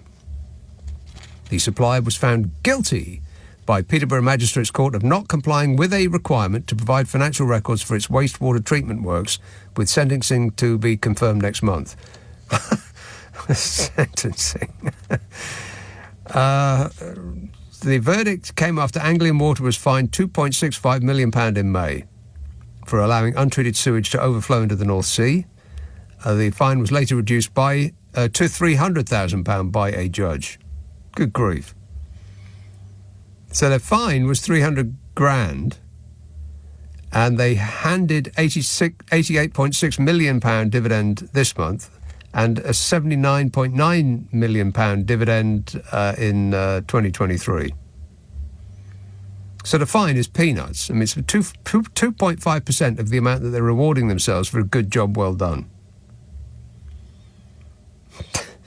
And get this bit, you'll love this. The board of Anglian Water said it had approved the decision to pay its foreign shareholders an £89 million dividend after assessing a range of matters, including service delivery for customers and the environment. I mean, you've got to be kidding me. Do you ever feel like you've been had? Meanwhile, an angling charity has issued urgent advice after a fisherman became seriously ill and collapsed after fishing in a Berkshire river. Warning, warning. If you go down to the river today, you're in for a big surprise. And an ambulance to A&E. It's all perfectly normal in a well-run country. A bloke called Mark Erdwin had spent the day casting from a riverbank near Finch, Hampstead, and was rushed to hospital after becoming violently ill following a day's fishing on the River Blackwater near Eversley. He'd been an angler for more than 35 years and was found to be suffering from the deadly E. coli bacteria. He spent several hours casting from the riverbank that day, and when he decided to take a break, unlike normally, he did not use hand sanitizer before eating his lunch, as he had forgot to refill the sanitizer. Oh, no. Yeah, he said, I was so hungry when I got back to my car, I stupidly had a bite to eat. In over 35 years of fishing, I've never become ill like that, so there is reason to suggest that water quality has become poor. How British is that? The man's been hospitalised, and he says with patriotic understatement of the century, there is reason to suggest water quality has become poor. Yeah, all that poop floating about on the top of it suggests the water quality has become poor. But in the defence of the water companies, I would say that if you just take out all of the poop and the disease and the chemicals and you scrape the foam off the top, the water is actually quite lovely. Just don't get any on your shoes. A hospital test revealed he was infected with E. coli bacteria. The Angling Trust say they cannot be sure where the pollution came from, but are pointing the finger of blame at Thames Water. And Thames Water said no. And furthermore... No. Well, they didn't say that. They said the health of our rivers is affected by many factors, including industry, wildlife, runoff from roads and farms, and discharges from sewage systems. Everyone has a critical role to play. Everyone has a critical role to play. I think they mean everyone has a critical role to pay. What happens to the money after we pay is frankly none of our business. They said the government advises that rivers and other open water locations that are not designated as bathing waters are managed for the purpose of protecting fish and wildlife, not people. So health risks from using these locations may be higher than at designated bathing waters. You know, I wouldn't go in an area of designated bathing water in this country in a hazmat suit. I wouldn't wash my car with that water. I was in Brighton the other day. I couldn't believe the amount of people that had got in the water. They're all probably in A&E as I speak. Crazy people. Do you not get the news in Brighton? Leading Britain's conversation. Nick Abbot. Alexa, send a comment to LBC. Would you mind telling me what this is all about? Simon, who texts the following. You keep saying that people must go out and vote. I have to ask, what if they vote the wrong way? If they're going to do that, then maybe it's best they stay at home. There is no wrong way. Just pick the least bad option. You must go out and vote. You've got to. Karen says, Sunak actually looked authentic the other day when reacting to the racist reform campaigner. You think? He looked to me as authentic as he always does, by which I mean not very much. I mean, it would be a little more authentic if he had rejected the millions and millions and millions of pounds that he took in donations from somebody who said something that was equally bad, if not worse. But, you know, when it's directed at him, he's very, very concerned. When it's about somebody else, not that bothered. And Mido says, just wondering if the lady that was telling the jokes is single, as she has a great cheeky laugh. I'll pass her details on to you, Mido. Her phone number, her address, everything that you'll need to get in touch. All right. You're welcome. Thank you. Maidstone. Hello, Rob. Evening, Nick. How are you doing? All right, thanks. So here we are, countdown to the election. Yeah, I know. And I did some maths. I know you hate math. Mm-hmm. So a third of the seats in the upcoming election will be decided on margins of less than 10%. Right. And 10% of the seats in Parliament will be decided on less than 3% margins. That's less than 600 people voting in most constituencies. Yeah, you see what I mean? You must go out and vote. You have to. Yeah, don't imagine that it is a foregone conclusion, because I think that this is certainly what the right-wing press will be doing from now until Thursday. They'll be saying that it's a foregone conclusion, it's going to be an absolute majority, there's going to be a total wipeout, with the intention of suppressing the vote for Labour. I think that is exactly what they'll do. They'll try to instill in the minds of Labour voters that they don't need to bother because it's a done deal already. Yep, and in most of those seats of that, like 10% margin makes a difference. Yeah, they are three-way races, not two-way races. Right. So you need to, if you do want to get rid of our present lot, go online and find a tactical voting site and find out what's the right vote to get rid of these bloody corrupt charlatans. Well, on the other hand, if you want to ensure that the Conservative Party get in, or whatever your favourite party is, then there are also websites that can lead you in that direction as well. That's true. I mean, the Mail printed it today, a cut-out and keep guide of who to vote for in each constituency to avoid a Labour landslide. That's what they said there or thereabouts. Yeah, but people fought hard for the right to vote, and it's one day every few years to just get off your sofa, exactly, make your cross, and then go back and watch whatever you want on the telly afterwards. I know, it's not asking very much, is it? But apparently it's too much for a significant number of people. The majority, I bet the majority of people do not vote. Betcha. Well, at least sort of 25% of them are doing postal votes, so at least those will get in. Are they? Yeah, the latest survey shows it's 25% of people of the electorate have applied for postal votes for this election. Well, that's different. Applied and sent, two different things. Oh, please don't make me. I'm really trying to be hopeful this weekend, Nick. I really am. It's like, please, can we have a really good election day and actually all get out there and do our bit for democracy? Well, wouldn't it be marvellous if the turnout was above 60%? But I just can't see it. Oh, neither can I, and that's a bit downhearted. I mean, that's really actually embarrassing for the nation that you would hope that is the case, but expect it not to be. 60%. I mean, that's not too many, is it? For crying out loud, people, what more inducement do you need? I don't say. No, Nick, now I'm upset because I was in a country in an election where they had a 98% turnout for their first democratic election. Right. And that was in South Africa in 1994, where people queued for miles to be able to just go and make their mark. Yeah, right. And in this country, for most people, you only have to walk to the end of your street. Yeah, you could trip that far. Yeah. Precisely right. You just got to walk to your local school or church or whatever it might be, and it's right there. You don't have to drive. It's not like America. You've got to queue for 6 hours in the blazing hot sun, and it's illegal to give you a bottle of water with the expectation that you'll just give up and walk away. No, it's none of that. It's a piece of cake to do that in this country. Yeah. So just do it. Just I don't care. Do it. Exactly. Yeah. All right. Good work. Thanks a lot, Rob. 0345 6060 973. George texts, I booked a table for my wife as it was our anniversary. She was livid. She doesn't like snooker. Robert says, Clarence was the cross-eyed lion. Elsa was the lion from Born Free. Oh, I screwed that one up, didn't I? Elsa was the, it was one of those lions. I mean, this might sound racist, but all those lions look the same to me. Chris says, leave Rishi alone. He's doing his best. And everyone at HQ in the Labour HQ is very grateful, says Chris. Let's see now. Plymouth. Hello, Julie.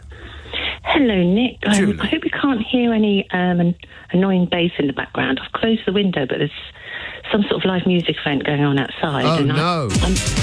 I know I'm sort of near enough to hear the bass, but not near enough to hear the song. Oh, that's very, very annoying, isn't it? It's very annoying. I'm getting very upset, Nick. They're ruining your show for me. Right. I'm not a happy girl.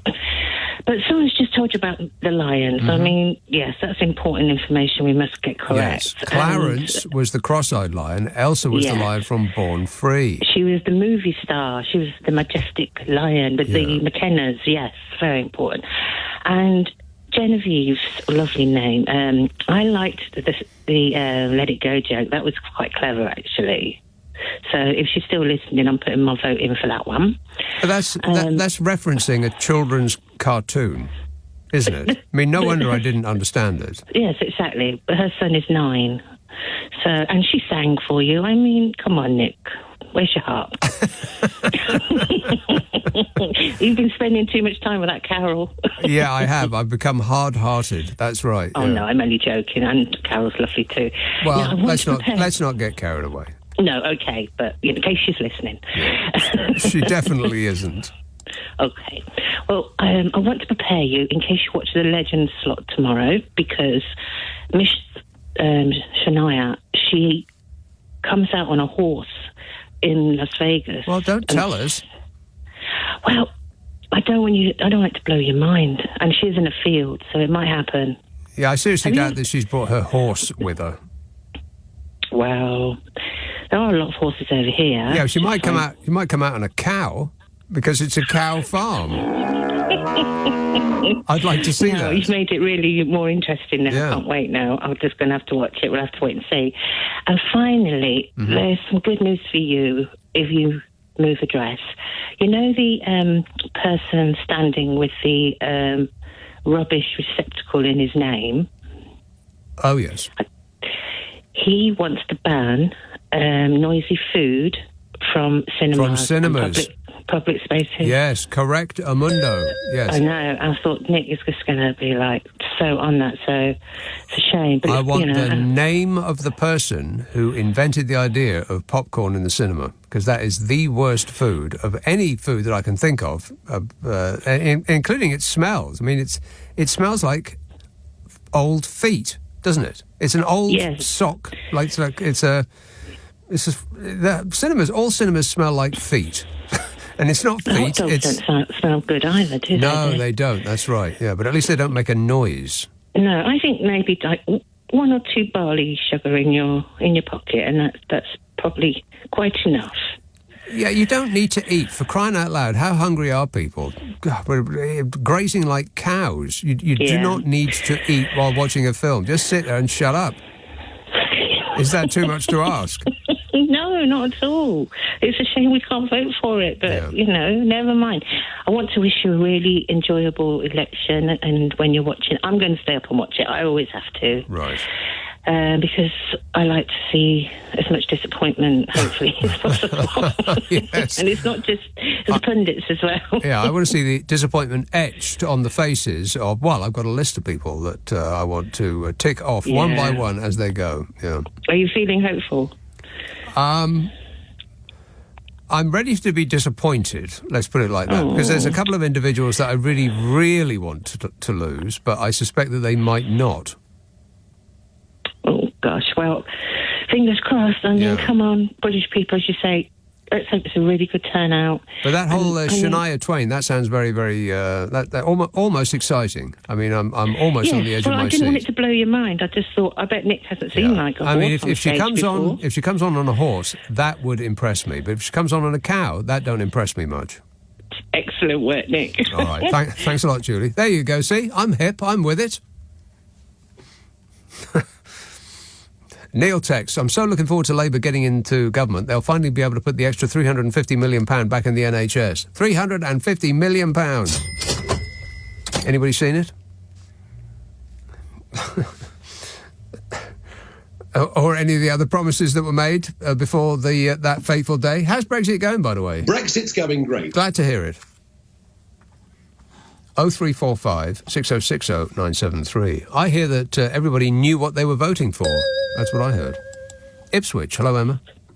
Oh, hello. Emma. Oh, hello. You are not. You're slightly deeper than your glamorous assistant. Is that right? Well, it's this expensive microphone that I'm talking to you. I know, darling. Yeah. I was chewing a cheeky naan. You don't normally catch me unawares, but you have. Anyway, how the devil are you? I am great. We're here. Mate. Yeah. We are approaching the week. We have waited for 14 years, or definitely 6 years for, I swear to goodness. It seems to have been forever to get here. Oh, doesn't it? Finally, it's It really does. I'm slightly giddy with excitement. Yes. Slightly giddy. Mm-hmm. And I'm actually not looking at strawberry moons in the meadow. I'm back. I'm in training, though, for this week, and I'm a little bit concerned about you. Yeah. So you know when you're going to do your record? Well, oh, yes. Yeah. Mm-hmm. Yeah. Well, you can do your record. Yeah. Yeah, keep up, darling, keep up. When you're doing your record. Now, are you going to not know any of the results? I am determined to go to bed nice and early and then get up for first thing in the morning and not put the news on. I'm just going to start the tape at about 3 o'clock in the morning and then watch it almost as live. I mean, I'll zip through some of the chit-chat in between the results, but yeah, that's the way I'm going to watch it. You know, Chance, I'm sorry, I love you. I never doubt you. But I have tried to do this with football games so often. Yeah. No. And I mean, actually on the day, with it live on the TV. Right. You hit the pause. You think, just going to get a cup of tea. Yes. Just going to get a few snacks. Yeah. Just going to sit down. I swear to God. And while you're in the kitchen boiling the kettle, then eruption outside, people cheering and whooping, and you think, damn it, yeah. I did this amazing game, and my nephew phoned. He's 16. He never phones. He never, ever phones. I thought he was dying. Right. I picked up the phone. Yeah. I'm just a little bit concerned. I don't feel you thought this through. I do feel if you could gird your loins, Excuse me? you could get Yeah, I know. You need to do that too, like when you're sneezing. Mm-hmm. If you could get some protein packs in, and I think, I swear to God, you could get some sleep in the afternoon. Yeah, no, 'Cause that's what I'm doing. No, I'm not staying up all night because it just takes too long. I mean, if I get up at 7 in the morning, there will still be places that have not confirmed what the result is yet. So it just takes too long. So I'll watch most of it on fast forward and just pause to see the disappointment etched on the faces of certain individuals. I wish you luck. And I've got to be honest, the last time I did this was 1997 and I was 21. So I'm holding on to a lot of hope here. A lot of hope. Yeah, and a waistline. I don't have any more. There's only a few elections that you're going to be able to enjoy from this moment on. Yeah, so savour this one. I know, but can I just say, please, everybody go and vote, because the only thing, on a slightly serious note, I'm worried about is apathy. Yes. Please, it's not in the bag till it's in the bag. And my darling mum has actually done her postal vote already, because she went to do her on the local elections. She went to do it. She had every bit of ID she could possibly have, but she didn't have the right piece. So I know, but she's in a wheelchair and she's got limited sight. She's in a power wheelchair with limited sight, okay? And they wouldn't let her in to vote. What? So she went off. I know. She went off into the distance going, I know what they're trying to do. They're gerrymandering. They're not going to get me. Well, that goes on her permanent record. You understand that, don't you? I know. Yeah. I know. Probably yours too. And mine. I should flipping hope so. Yeah. And the only thing is, as well, at least we've not had any door knockers, because my signs are everywhere. And, gotta love it. Gotta love it. I've got reminders everywhere to say, don't be wallies, people, don't be wallies. Yes. You must go and vote. Mark it down in your diary. And there's absolutely no excuse not to do that. Even if you're working a 12-hour shift that day, there will still be time, either side of it, to go and vote. There just will be. Thanks a lot, Emma. This is LBC with Nick Abbott. Call 0345 6060 973. Tweet at LBC. Text 84850. What number are you calling from? 0345 6060 973. Neil says, I am so looking forward to Labour getting in government. I've read that one already. Richard says, regarding tactical voting, according to each constituency, it's about people making all the right votes in the right order. Well, you get extra points for getting it in the right order. Karen says, I'm going to see Jaws on the big screen tomorrow. I am so excited. Right. Well, the boat's not big enough. I won't spoil it for you, but, they're going to need a bigger boat. Thomas texts, I'm preparing this message at 22:05 p.m. Well, it would be p.m., 22:05, in case you forget to tell us which political party is affected by Russian interference. Well, this news comes from Australia.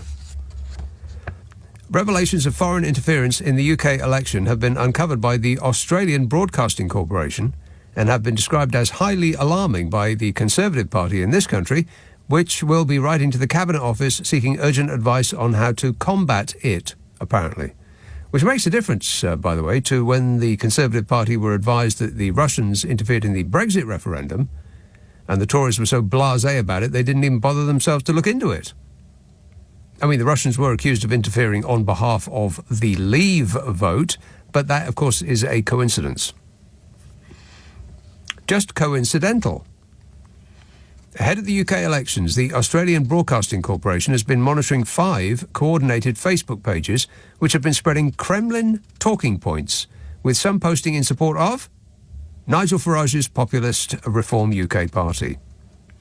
The 5 pages identified by the Australian Broadcasting Corporation investigations team as being part of a coordinated network. The pages appear to have little in common, but ABC has been able to link these seemingly disparate pages by examining the location data attached to the page's administrators, their tracking paid ads, and by analysing the page's similar or shared content. Disinformation experts said the network's activity had the hallmarks of a Russian influence operation. Said AI forensics head of research Salvatore Romano. For me, it's Russian, he said. And AI Forensics is a European non-profit research organisation that published research in April about a covert influence operation called Doppelganger and found that Facebook ads with pro-Russian messages were targeting EU voters. These ads, which reached more than 38 million voters, were linked to EU-sanctioned Russian businessmen. The network, identified by ABC Investigations, consists of 5 Facebook pages with a combined 190,000 followers. The pages have repeatedly shared the same images, text posts and talking points, and often post around the same time. They all feature criticism of several UK parties, including the Conservatives and Labour. Some of these pages have supported Reform UK leader Nigel Farage, with 2 calling him the People's Champion. Facebook pages for local Reform UK branches have shared some of the AI-generated anti-immigration content from these pages, but there is no evidence of direct involvement by the party. So that's that news. 0345 6060 973. Twickenham. Hello, Simon. Oh, good evening, Nick. Nice to talk to you. Simon. Good evening, sir. How are you doing? Yes, good, thanks. Hey, I need your help, Nick, and listeners. I need to check whether my brain is still working. Yeah. I've been looking at the phone in the election for the last 4 weeks, and it's made no sense at all to me until suddenly something's clicked. And I want to check it's me and not them. Go on. So I'm looking at the BBC election logo. If you Google BBC election, you'll see it. It's their main logo. BBC election logo. Oh, yes. Now, to me, vertically, that's just a load of the election party colours in triangles and blobs. Oh, yeah. I'm looking at it going, red that is not a and great yellow logo. and green and blue. Mm-hmm. Blue. I can't remember. the Orange rest of and the purple logo. and puce. Yes. So I'm looking at that thinking, that is not a good logo. Whoever designed that is not on their game Oh, today. I see. It's just 4 weeks. become clear to me. I get it now. Because first I'm looking at it, it just looks like a bunch of coloured squares jumbled up. Indeed. Now I and see what you've it. just done, if you look from top left to Yeah. bottom right, Mm-hmm. suddenly your brain clicks. 4 weeks. Yeah. 4 weeks I've been looking at that, and I haven't seen it. Well, you know what? A lot of logos. What it says is 24, right? It says it's the number's 24, Absolutely. and I didn't see it first off, but I just stared at it while you were talking, and it became clear. I mean, if a lot of logos are like that, though. I mean, the Amazon logo is a smile. That hadn't occurred to me, but it also is A to Z. See, it's the smile, but the arrow goes from the A in Amazon to the Z in Amazon. So they're telling you that they do the A to Z of everything that you could possibly want. Oh, it's clever stuff. It is clever stuff. Under the radar. Second question for you. Mm-hmm. Do you think Rishi, our main man, has written his resignation letter because he might have a flight very early on the 5th of July? I bet the plane is being gassed as we speak. I cannot wait. Literally, I cannot wait to see that man's face. I don't think I've looked Stand up. forward to a Thursday as much in my life. Well, keep laughing, Simon. You never know. By this time next week, you might actually still be having a chuckle. Thanks a lot, mate. 0345 6060 973. Phil texts, how inconvenient of Fishy to call a general election during the Euros. Does he not know the football was on? Yeah, I bet he didn't. Simon says, why do we have an exit poll? That's like being told who the killer is before we watch the movie. Mega spoiler, he says. Yeah, that's it. Yeah, it's almost like watching Columbo. You see the killer before the detective shows up. Yeah, talk about a spoiler alert. That's quite right. And Doug says, it's not just you two, it's not just you two, but that's TWO. Which two? Who two? It's not just you two. I'm English living in Australia and I'm gagging for next Thursday and I voted too. Spelt right. I don't get that. It's not just you two. Who two? Is he talking about you and me? I'm lost, Nick. Yeah, I'm lost too. Nikki via Alexa says, I'm not going to vote for the first time because nobody is talking about Brexit because they're all frightened of these red wall numpties. the red wall numpties. Yeah, extraordinary, really. Those red wall numpties are a powerful bunch. Almost like wizards, they're so powerful.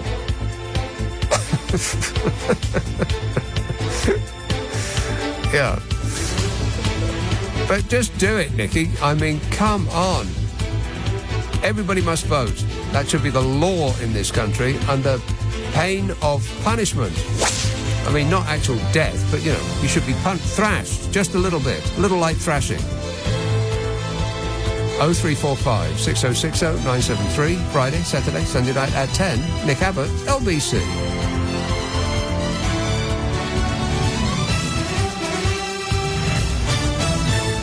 On your radio, on Global Player, and Play LBC. Leading Britain's conversation. This is LBC.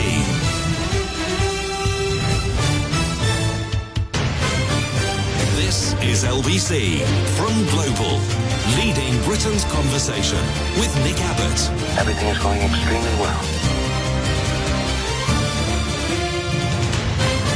Hello, boys. Phil texts, how inconvenient. No, I've read that one already. Oh, God, what a way to start now. I've read all of those. Doing very well. Beth texts, did you realise that Mick Jagger is the same age as Joe Biden? Almost, yeah. But nobody objects to him jiggling away on a world tour, says Beth. Yeah, they couldn't look less alike, really, could they? They couldn't act less alike. Joe Biden looks like a machine that's seized up from rust, and Mick Jagger is still all loose and limber. Some people just age in different ways. I think if Joe Biden tried to hang on. God, what is this thing that has caught me? If Joe Biden tried to dance like Mick, oh God. If Joe Biden tried to dance like Mick Jagger, his arms would probably fall off. Nobody wants to see that, Joe. Mark texts, why are all supermarkets flogging beer offers for the football? I am stocked up on cans of double espresso to get through the England match tomorrow. Yeah, I'm not expecting much. Boring. Except to be bored. Yeah. There is a tiny part of me that wants England to get knocked out straight away and then we can just stop thinking about it. Just a little bit. Jane says, my passport only took 48 hours too. All that talk about taking forever, and I was shell-shocked, says Jane. Stunned, she was. Something actually works in this country. Can you believe it? No. 0345 6060 973. And those are the people that are working from home, aren't they? Didn't Smug hyperventilate on about people in the passport office working from home? I don't know anything. He doesn't know anything. He'll get back to us. Cowbridge, hello, Chris. Good evening, Nick. How are you doing? Good, thanks. Oh, fabulous. I was just wanting to call up about Kitchy's week. And he had a rather unfortunate and a rather serious incident with a bit of a racial slur coming from a alleged Reform member, which in itself is just an awful thing that the guys had to endure. So, but that was part of the reason for me calling. I was just wondering his indignation and hurt about that. I was wondering how hurt he was when the Tory donor Hester had called certain references to Diane Abbott. Yeah, he was hurt all right, but not hurt enough to give the money back. Well, I just imagine he had about 10 million reasons not to be hurt, I guess, at that point. Exactly, yeah, that's right. I'm just wondering. I mean, look, I'm being straight for a second. I mean, racism is awful. That remark was awful. That's a terrible thing. I'm just trying to get. I just wish you would be as exercised and as indignant about the whole Diane Abbott thing and Hester, when they just sort of said, well, he's apologised for how someone felt about. It's just no. I'm just wondering what your take on it was, because I'm just trying to get my head around the difference on reaction. Yeah, you don't have to think about it too much. I think you've got it in a nutshell, Chris, and your idea about it is matches mine precisely. All right.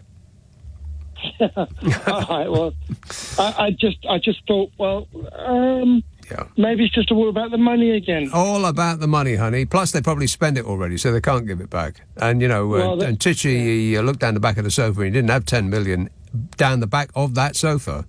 So unfortunately, he was fresh out of luck. He'd love to give it back, but sadly, unfortunately not. Thanks, Chris. 0345 6060 973. Chris texts, how bad do things have to go for Biden when his competitor feels sorry for him? Donald Trump doesn't feel sorry for anybody. Are you kidding? He has no empathy. Being somewhat psychopathic. Just a little bit. Craig texts, regarding Stockholm, I am on an early flight out of Heathrow to Stockholm on Friday morning. I will let you know what freedom is like once I get there.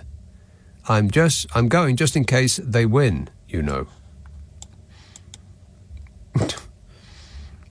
Not sure I entirely understand what that means. What freedom as opposed to here to there? Freedom? No, don't get it. Joe says, I think you will find that you said that's the most fun I've had with my clothes on when you sneezed. I very much doubt that that's the case. Let's see now. Manchester. Hello, Ryan. Hi, Nick. The clothes on thing is definitely what you said. The what? Oh, the clothes on thing. Right. Yeah, I remember it very well. Okay. That's not all I wanted to say. Have you ever put a bottle of champagne in the freezer? Yes. You have? Yes. Did you leave it there between the start of your show on Friday and the start of your show on Saturday? No. So I've not done that because I wouldn't soil my freezer with European surrender wine. But that's right. Yeah. But I did put some very nice English sparkling wine in the freezer last night. I sat down to watch your show. Yeah. And then came back to the freezer today. Kaboom. And discovered a bit of a problem. Yeah, it wasn't very good. Yeah, you've got to remember that you put it in there. Otherwise, big mistake. Huge. Huge, yeah, I know. Yeah. Anyway, that's not really what I wanted to talk to you about. And there were two things. One was that yesterday we were talking about journeys to London airports. Journeys to London airports, were we? Yes, okay. We were. I should listen to this show every now and again. So somebody said it costs like £20 or something to get yeah. And it does to something like the fast train to Stansted does cost £23, which was the same as my flight to Italy. But but anyway, isn't that absolutely shocking? The railway system in this country is, first of all, not reliable, and second, among the most expensive on earth. Right, it's crazy. And the travel in Italy, it was calm. It was relaxed. Yeah. It was actually moving. Mm-hmm. So it was great. But anyway, there's a bit of a sneaky thing about the Elizabeth line, because on the maps on the Elizabeth line trains, it says Heathrow Airport is in Zone 6. Yeah. And across some other stations, it says special fares apply. Right. So you would think, okay, any Zone 6 fare from Zone 1 to 6, any fare would be the same to Heathrow as it is to any other Zone 6 station, right?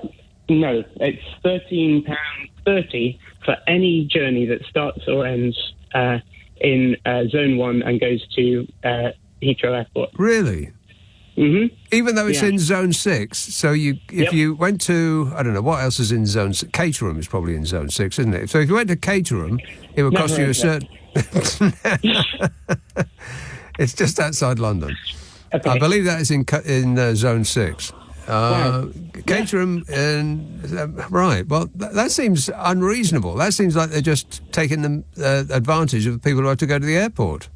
I think so, but it could be because of lack of central funding or whatever it is. That is the truth, and I think it's only on the Elizabeth line. Right. The final thing I wanted to say was around the low viewing figures on the debate, if you can call it a debate this week. I feel like they're just not really debates. People know what they're going to say because they keep saying the same thing over and over. And so it's not really. But then there's one thing that really annoyed me, and I know you're really interested in sort of timing, like comedy, and so timing was really interesting with it because Keir Starmer, I don't really want to say this, but he was saying lots of very long monologues that were kind of word perfect. I thought they were great. And then he'd carry on and carry on and carry on and get himself interrupted. And he did this like 2 or 3 times. And I thought if he'd only stopped like he did, and sometimes he stopped, and he got a round of applause. Right. He could have been so much more popular with the audience if he just shut up every now and again. Yeah, brevity. So that's the key. Why do you think this happens? Why do you think they don't get that? It's like training almost, and you'd think he'd be good at it. I think the reason is probably because they have learned their answers before they came on stage, and so they're in programmed mode. And whenever their question comes up that they have a pre-prepared answer to, they want to get to the end of it, and because that's what they've learned. Yeah, so I guess I was thinking, he's saying it off the cuff, and it sounds so good, but he's probably really and there's a set piece. Yeah. Yeah, they would have been practicing for days and days and days, and that's why they all, regardless of what the question is, and whoever they happen to be talking to, the answer is always the same. It's this pre-prepared response, and if the interviewer interrupts them, then they go back to the beginning. Rishi Sunak does this all the time. They go back to the beginning and just say the same thing that they just said already. That's right. But Nick, I had one final thing about the. I want to ask you about your going to sleep rather than watching it live. Yeah. So I'm going to a party with some to stay up overnight and watch it all, which I'm sure will be thrilling. Yes. And not boring at all. Mm-hmm. But how are you going to when you watch it the next morning? How are you going to sort of cut over to normal time? Are you going to fast forward through it, or what are you going to do? Yeah, I'm going to wait until pretty much the whole thing is done, and then greet the day. Okay, so you won't mind missing all the boring commentary, I guess, from the news channel. I'll zip. after the results. I'll zip through all of that and just get to the part where certain famous people's faces fall when their results are read out. That would be great. Well, all right, good luck. Yeah, all right. Thanks a lot, Ryan. He's going to a party. 0345 6060 973. Worst party ever. Craig says, I like it when Joe Biden comes on stage and he tries to jog for 3 steps and then continues to walk like Mr. Burns from The Simpsons.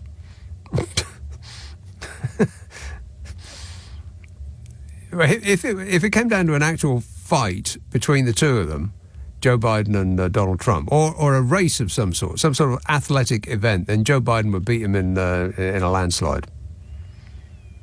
Wrestling, perhaps not so much, because Donald Trump probably weighs a lot more than Joe Biden.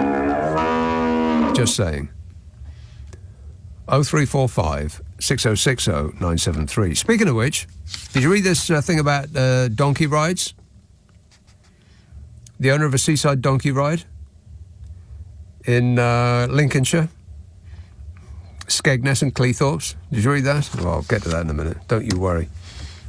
I have detailed files. Nick Abbott on LBC. Call 0345 6060 973. He is a very sick and dangerous man. I am a very sick and dangerous man. Jack emails, I had become rather annoyed at having my vote being taken for granted, so I decided that my vote would go to the one who could be the most bothered to come to my street and post a leaflet right through my letterbox. In the lead so far, Abdul's Pizzas. Well, to be fair, Abdul does make an excellent pie. That is just a fact.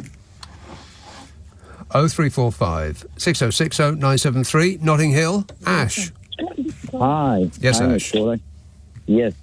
I think, the growth of, populism, is happening within the Conservative Party. Ash. Are you speaking directly into the phone?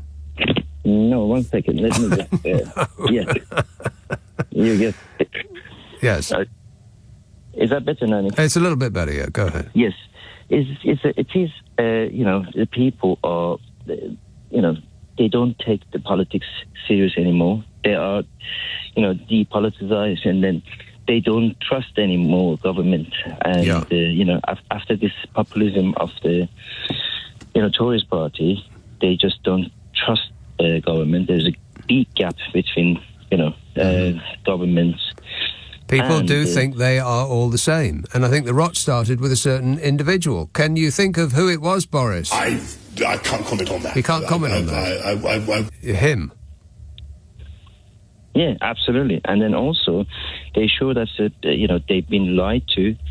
I won't call it agency, because the agency is, or the, defects as well, but it's just like people individually, they think they are unable to change anything.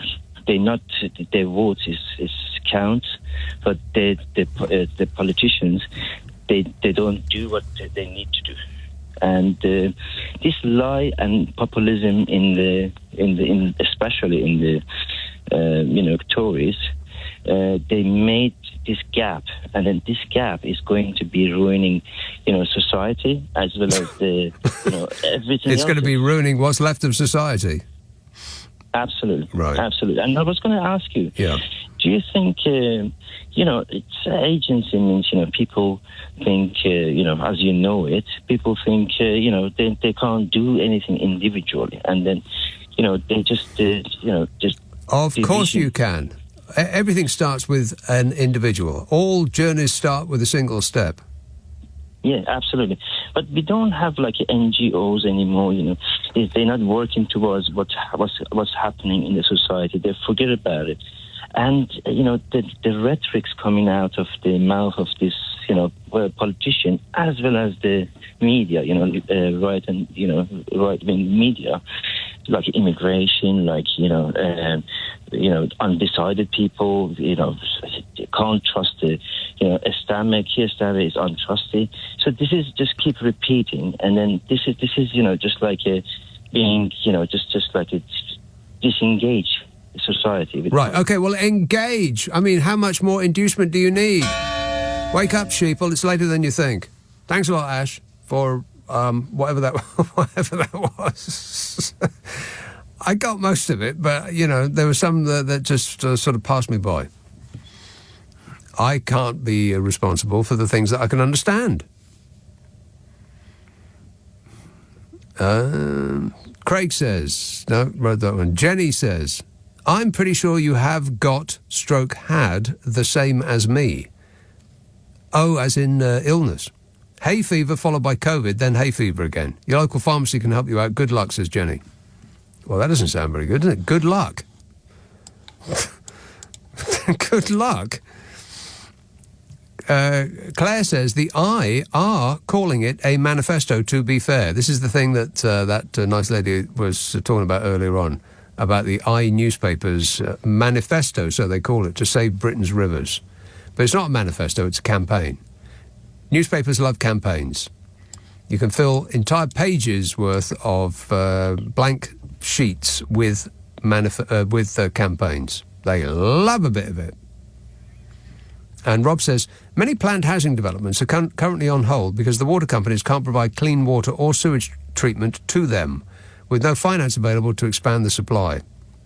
Yeah, well, the reason that there's no finance available to expand the supply is because they've given it to themselves as excellence for being them.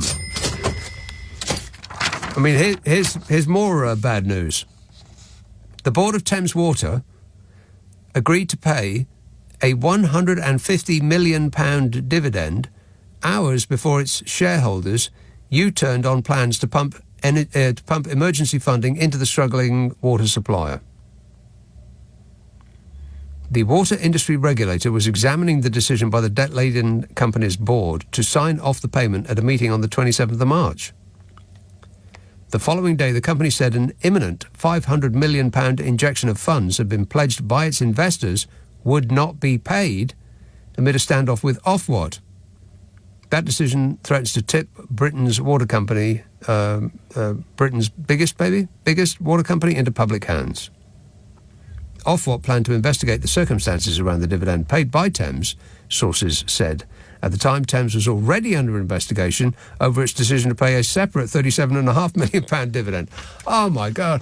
I mean, how much more evidence do you need that we are being taken for a ride? Taken for a ride down a poop-polluted river. Awful. £150 million. It's just extraordinary. We are the only country in the world, to have sold off all of its water. Only us.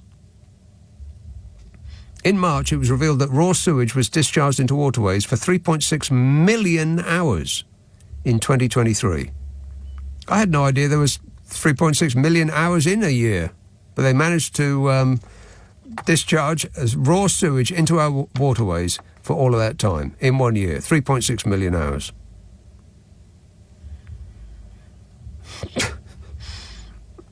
It's, and absolutely nothing gets done about it.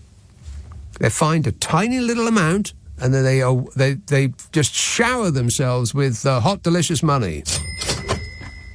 Laughing all the while, I would imagine. Heston, Isaac. Hello, Nick. Isaac. Hello. Right, I have 2 points for you. Mm-hmm. First one is a Labour Party slogan, right? Okay? And it goes like this, right? Message to the people of Britain, England, Scotland, Northern Ireland and Wales. And the message is this. We don't want 5 more years of the last 14 years. So do your national duty and get out and vote. Yeah, for the least bad option, whichever party that happens to be. That's right. Otherwise, you'll get 5 more years of the last 14 years. Right, okay? That's absolutely abysmal slogan. Terrible. Worst slogan ever.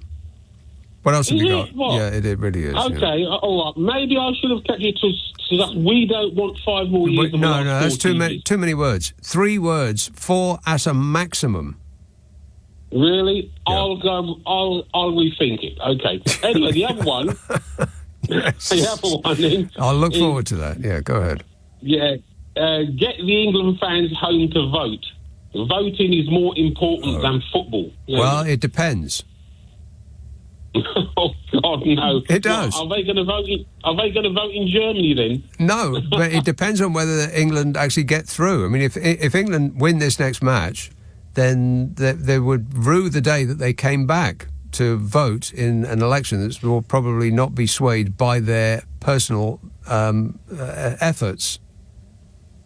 Well, okay. Well. Finally, the point I want to make on that bit is that I think.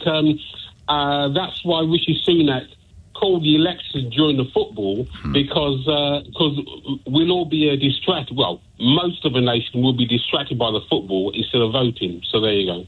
Right, I think. My view. Right, it's possible, but it's also possible that he called it now because things are unlikely to improve any, and will probably get considerably worse by December or January certainly. And also, I think the students are out of university, aren't they? Are they on holiday at the moment? It doesn't really make no difference to one way or the other. Students are probably busy doing other things. Want to score some pot? You know, they've got a lot on. Very, very heavy schedule, students. Waking up at the crack of noon. Reheating last night's pizza. You know, they've got a lot. They're very, very busy. They'll vote later. Patrick says, I made up a joke. Oh. Why are Kiwis good at rugby? Because they're good at tickling. Do you understand that? Is it a typo? I don't know. I don't know. Does it count as a joke? With it, well, what would be the punchline otherwise? Tackling, well, that wouldn't be a joke. It just makes sense. Oh, but tackling. But then that's not a joke. Tickling. No, you're going to have to think that one out again, Patrick. Send it to me after 1 o'clock. I won't be here. Rob says, many planned... No, read that. DVE texts. Here in New York City, we got our overseas postal ballots yesterday. The enclosed airmail stamp free... Shall I start this again? No. Dave texts, here in New York City, we got our overseas postal ballots yesterday. The enclosed airmail stamp-free envelope will never come back in time to the UK for the election. The Electoral Commission said, when I queried the travel time here and back, would not meet the deadline of 10 p.m. Election... Oh, God. You know what? Never mind. I've tried a couple of times at least, and I just can't get to the end of it. Can I interest you in some punctuation? 0345 6060 973. I think the hit of it is that they haven't left enough time for the overseas postal ballots to get back in time to count for the election. That's what he's saying. He said he had to fork out 70 quid to get it there on time by courier. You're kidding. You're sending your vote back by courier from New York and it's costing you £70. Blimey. Now, you see, there you are, kids. He's making an effort. Appreciate it. Thank you. Now, you can do that too. You can at least walk to the end of your road, where your polling station is bound to be. Oh, but I don't want to. It's so boring. They're all the same. God, it's painful. At least we won't have to hear that for another 5 years. This is LBC with Nick Abbott. You're joking. 0345 6060 973. So some explanations about that supposed joke. Matt says, say tackling. Well, he doesn't say tackling, he says tacking. Am I getting this wrong, or are they? I still don't get it, even with all these three explanations. No, I don't either. Say. I'm assuming you mean tackling, not tacking. Matt says, say tacking with a New Zealand accent. You're welcome. And I have, unless I'd read the next text that had come in, I wouldn't have any idea what you're talking about. But Nicholas says the Kiwis substitute A's for I's. Therefore, tickling, not tackling. Yeah, but it's still not a joke, though, is it? Like fush and chups, says Nicholas. That's how Kiwis would say fish and chips. Fush and chups. The New Zealand accent is just awful. It really is. I mean, talk about mangling the language. It's almost as bad as the South Africans. No offence. Aaron says, I wouldn't be in the least bit surprised if Fishy Sunak announced that there was a deadly virus sweeping the country and we all had to stay in our homes to keep ourselves safe, therefore cancelling the election indefinitely for our own safety. The Tories can roll out some more contact tasting, tracing,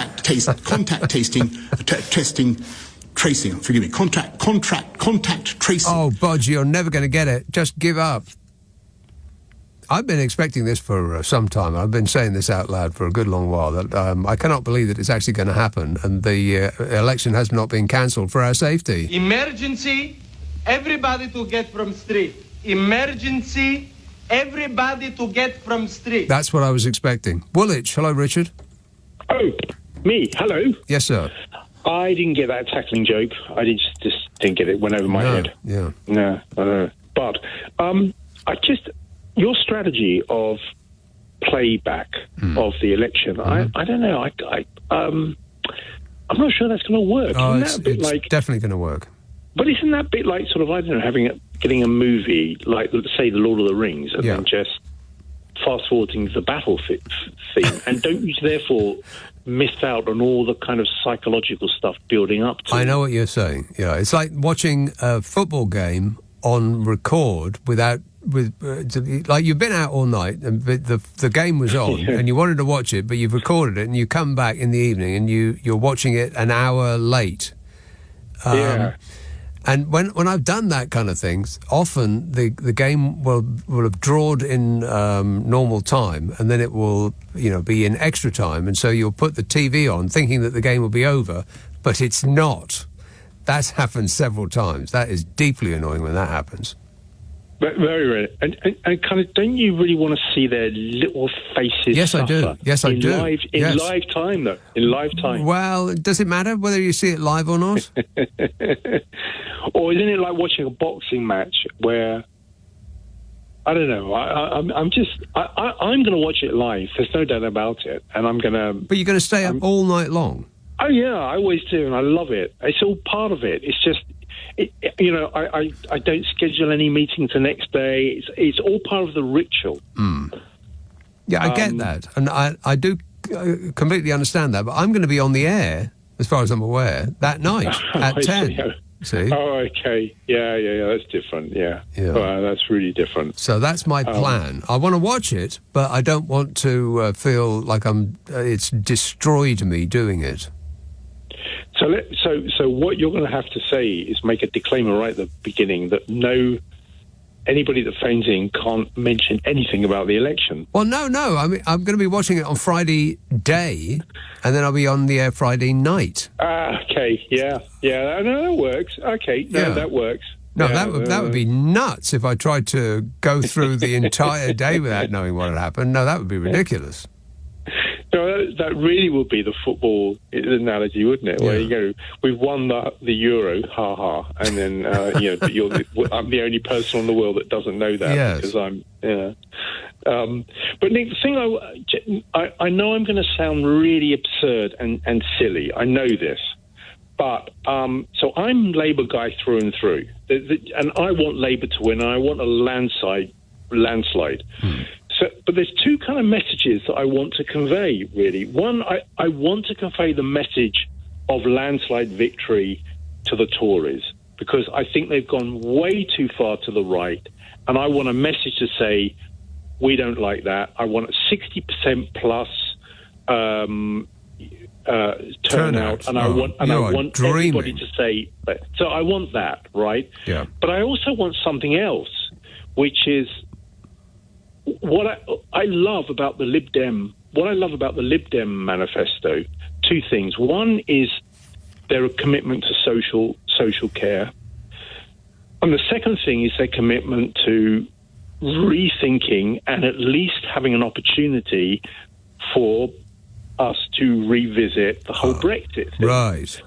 So, and I'm a big campaigner around that. I'm out every Saturday in sort of high streets and that kind of stuff. It's a huge part of my life, and so is social care. So I'm in this kind of quandary where I want to send a message to the Tories, but I also want to send a message to Labour. And I'm in the first time in my entire voting history, and I always vote, my first time, I'm really quite confused because I have two agendas going on in my head. Yeah, just vote twice. I don't know which one to choose. Vote twice. Really? Yeah. Okay. Well, so as in, the whole kind of system is corrupt. Especially when you're a kind of leading Tory, and therefore you can go to the bookies and kind of vote for yourselves. Yeah, that whole thing is just beyond belief, really. I mean, how stupid are those people? Really, it's just incredible. Totally. I mean, if they were going to make hundreds of thousands of pounds, I get it, because that's what that financial finagling racket lives on: insider information and hedge funds and the banking racket and all that. Of course, that's what I mean, these people aren't geniuses; they just have better information than everybody else. But those people who put 100 quid on to 5 to 1, that's just. I mean, if you need any more evidence that those people shouldn't be anywhere near the reins of power, that's it in a nutshell. Morons. But Nick, I know I should be probably phoning your Carol and Nick show, because this feels like an agony uncle-aunt thing. Yeah. But I mean, I just what do I do, really?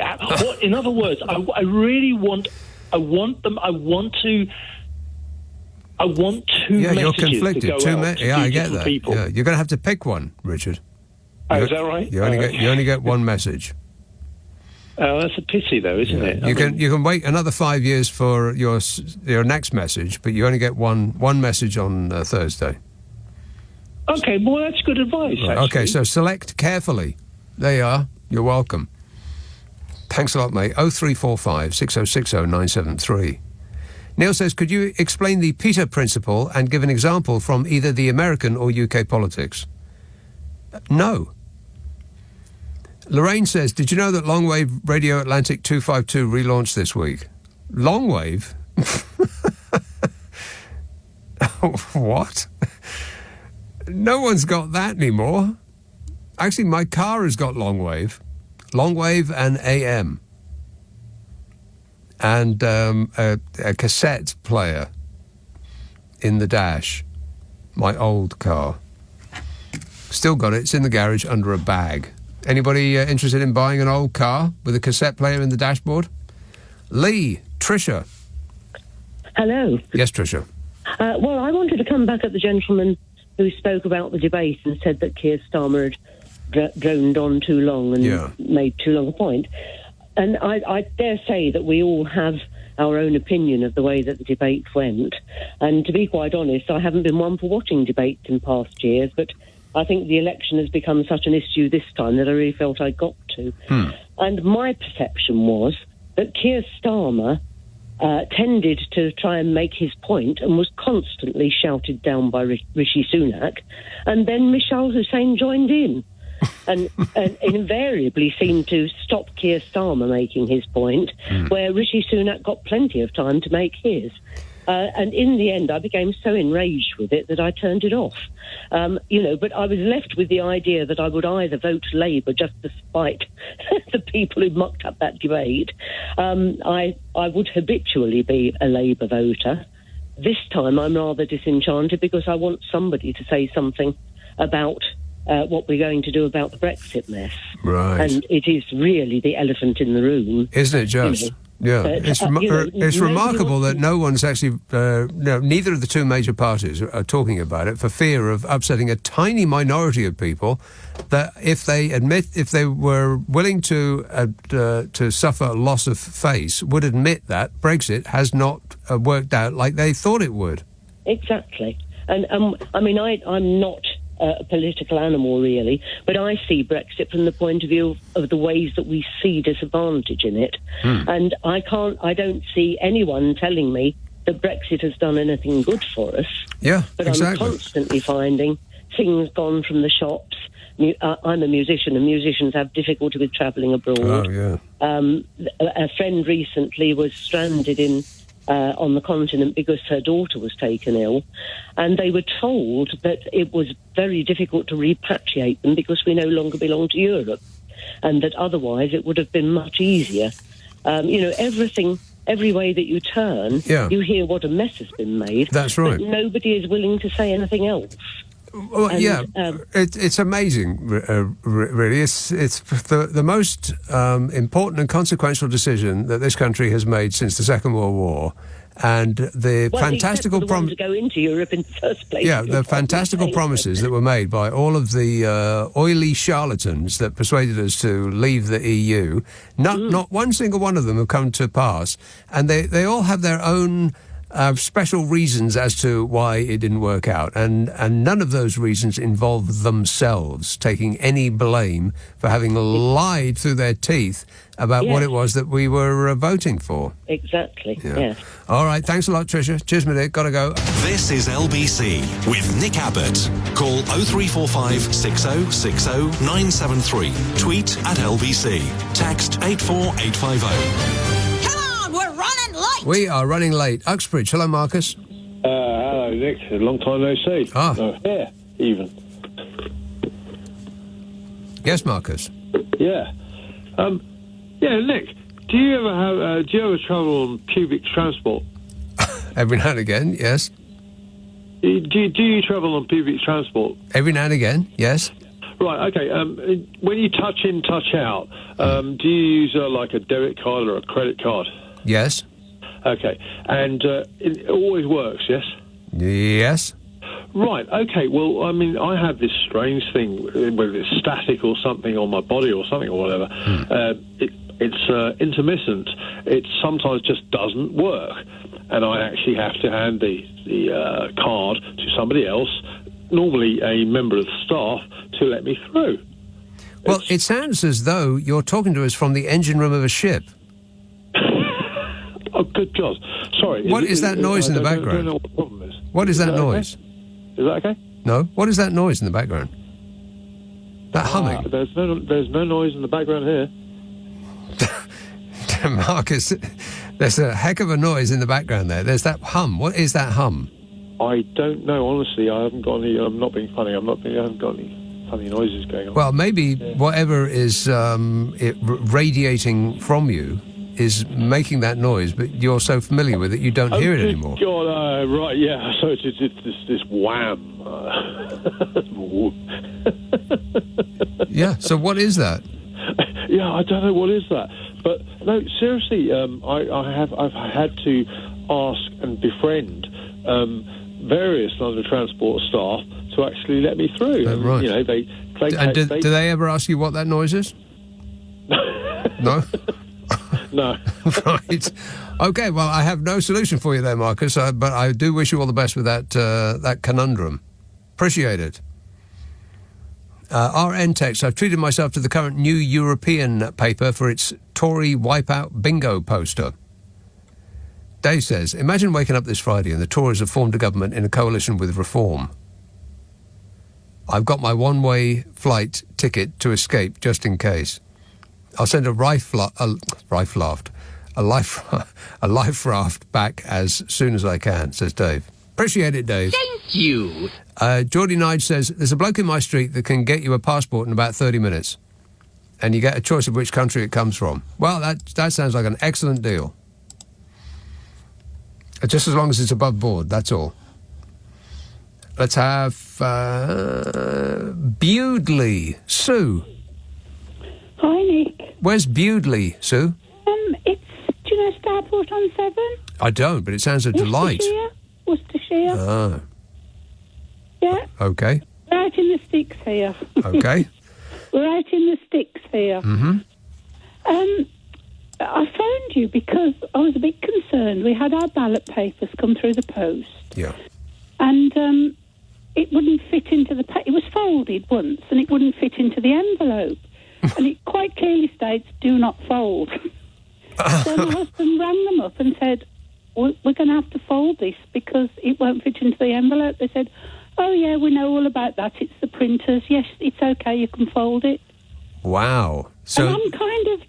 I keep thinking about it. It keeps crossing my mind, and I keep thinking, I hope it doesn't mean that I've spoilt my ballot paper. Well, that sounds highly suspicious. Doesn't it? I wondered if any of your other listeners have had the same problem. So let me see if I've got this straight. So you got your so this is a postal vote, yes? Postal vote ballot paper, yeah. Right, okay, so you got folded into registered two. for a postal vote, and the postal vote paper came in and it said, under no circumstances fold this paper, otherwise your vote is... Not fold, it said. Right, do not fold, yeah. Yeah. And you have to fold it to get it back in the envelope. Well, it was didn't quite fit the envelope by, I'd say, about a quarter of an inch. Yes. So I had to kind of fold it to get it in. Yeah. But despite them specifically saying... He said, I'll ring them up. Yeah. And they said, oh, yes, the problem we had with the printers, it's okay. But that's not okay. No, is it? I didn't think... it has worried me ever since, you know. We've sent our ballot papers off, but I'm just wondering whether somebody can say that we'd spoilt it because you can kiss that vote goodbye, Sue. Oh, God. I can't believe, A, that you called somebody up about it, and B, that somebody was there to answer the phone. Yeah. So was the number on the piece of paper that came? It was on the papers, yeah. Right. If in doubt, call this number. Well, my husband did. I didn't read it, actually. My husband... I mean, I didn't read the small print, kind of. He said, I'm going to check this out. If it says do not fold, That does mean do not fold, doesn't it? Usually, that's what that means, yeah. So that's all I got to say. Well, and for your cold, Manuka honey. Ah. Wonderful stuff. Yeah, way too expensive, though. Well, it is, but it's worth it. It always works for me. Does it? Yeah, and I'm 75, so, you know. 75 years old. Proof positive. All right, excellent work there, Sue. Cheers, my dear. All right, then. Thanks for that. Thank Ta-da. you. 0345 6060 973. Kate texts, cautionary memory. I went to an all-night election party in anticipation of Labour winning in 1992. Oh, no. Matt says, what's the point of the mic muting rules if Trump was allowed to use half of the next question to follow up on the last one? You know what? I didn't see that. I had, because I can only take so much punishment, but I did not see that debate. And it worked out exactly as I thought it would. Jack says, please can you explain if the Scandi system works and people are happy, why do we not have that here? Well, in a nutshell, Jack, it's our fault. It's our fault for continuing to vote for parties that aren't interested in the Scandi system. They're more interested in whoever wins gets the prize. And that is a system that is written by people who have already won. It's rigged. Let's see now. Dublin, Shane. Hello, Nick. Shane. I have to say, dentists, I used to have a fear of them, and now I just find them incredibly annoying until I went yesterday. Oh, yeah. And he had to take out a filling, and I swear the man was trying to drill into my brain because he just kept going and going. And then I thought it was in the clear, and he kept coming back again. It's when they start with the drill that's got a really low note like that, and you think, oh, this is okay. I mean, it's got a bit of vibration on it right enough, but at least it's not that sort of high pitched whine. And then when they've dug around with what feels like a road drill in your mouth, this low sort of, and it goes very slowly. And once they've done that, they've got most of your head out with that drill. Then they come back at you with the whiny thing, which is the part that I hate the most. The worst part is I've got back-to-back appointments now coming up for them, and I walked out yesterday knowing that I also need a root canal in my front tooth. So it's a nightmare. But I had a root canal treatment, and I was expecting it to be the most painful thing that I've ever had in my life, because that's what people tell you. They say, it's the benchmark of pain, and it was a piece of cake. It was just fine, and he had to do it twice because I felt that he hadn't quite, actually got the root, and whatever they do with it, like rip it out of your head. Or I don't know what they do, but whatever it was he did, I felt that there was a little bit of sensation still in there, so I made him do it again. That's good, but I think that's nothing compared to what I'm going to endure tomorrow night at the Taylor Swift concert. Oh. The pain, the screeching, the yelling, Why are you? Be painful. Why are you putting yourself through that? Significant other. Significant other, right. And the last thing I wanted to say was I was delighted to hear that Princess Anne got released. She was discharged and there's nothing wrong with her. Yeah. But I didn't think members of the royal family could actually tell you about their political views. Apparently there's rumour going around that she likes Nigel Farage and the Reform Party. But I think that's because she was hit in the head by a horse. Yeah, okay, good work. Thanks a lot, Shane. 0345 6060 973. Derby, Simon. Hello, Nick. I just thought I'd tell you this. I've just been out last night for my first time since December 2019, Christmas Eve. I've been on shielding my father until recently. I just wonder if you'd like to know how much the prices have gone up since then. Can you believe it? Yeah, because I went out with the same people to the same places for the same meal, and I know what the prices were then. Taxi ride's gone up from £6 to £10. one way into Derby, it's about 4 mile. The drinks, 2.5 pints, have gone up from, you just used to get change from a tenner. Yeah. That's now gone up to £15. Blimey. 2.5 pints. And the curry, We had a bottle of wine, bottle of Gurkha beer, poppadoms, pickle tray, a curry each, or a naan each, and a rice each. That's gone up from 50 to 80 quid. Wow. And that's in Derby. Take a train to London. Oh, no, I'm not going anywhere near there. You must be joking. Yeah. I hate to think how much it's gone up down there. Yeah, don't even think about it, Simon. You're best off not knowing. All right. Definitely. Okay, good work. My old man passed, and I tell you what, the people came look after him. Every single one of them were immigrants. I tell you what, they were angels. I don't know what this country would do without them people. Well, all these ones they want to get rid of. Yeah. You must be off your rocker. We'd be in big trouble, huge, without them. Yeah. Thanks, Simon. And finally, the owner of a seaside... I don't know, I've kind of run out of time now. I was going to tell you about the owner of a seaside donkey ride business, but I think I've run out of time. So, well... What is this picture you keep showing me? This is Malcolm's Point. This happened tonight. This happened tonight with Nigel Farage on stage. If you want to speak with Malcolm. Oh. Yeah. Well, I haven't got time. Nigel Farage is on stage, and there's a picture of Vladimir Putin giving him the thumbs up behind him. Yeah, led by donkeys, a pressure group or some kind, and they lowered this while he's on stage giving a speech. Right, well, I can't condone that behaviour, but what do you think, Nige? This is absolute tosh. Yeah, there or thereabouts, yeah. I love Nigel, it says. Vladimir Putin's giving him the thumbs up. That's not funny.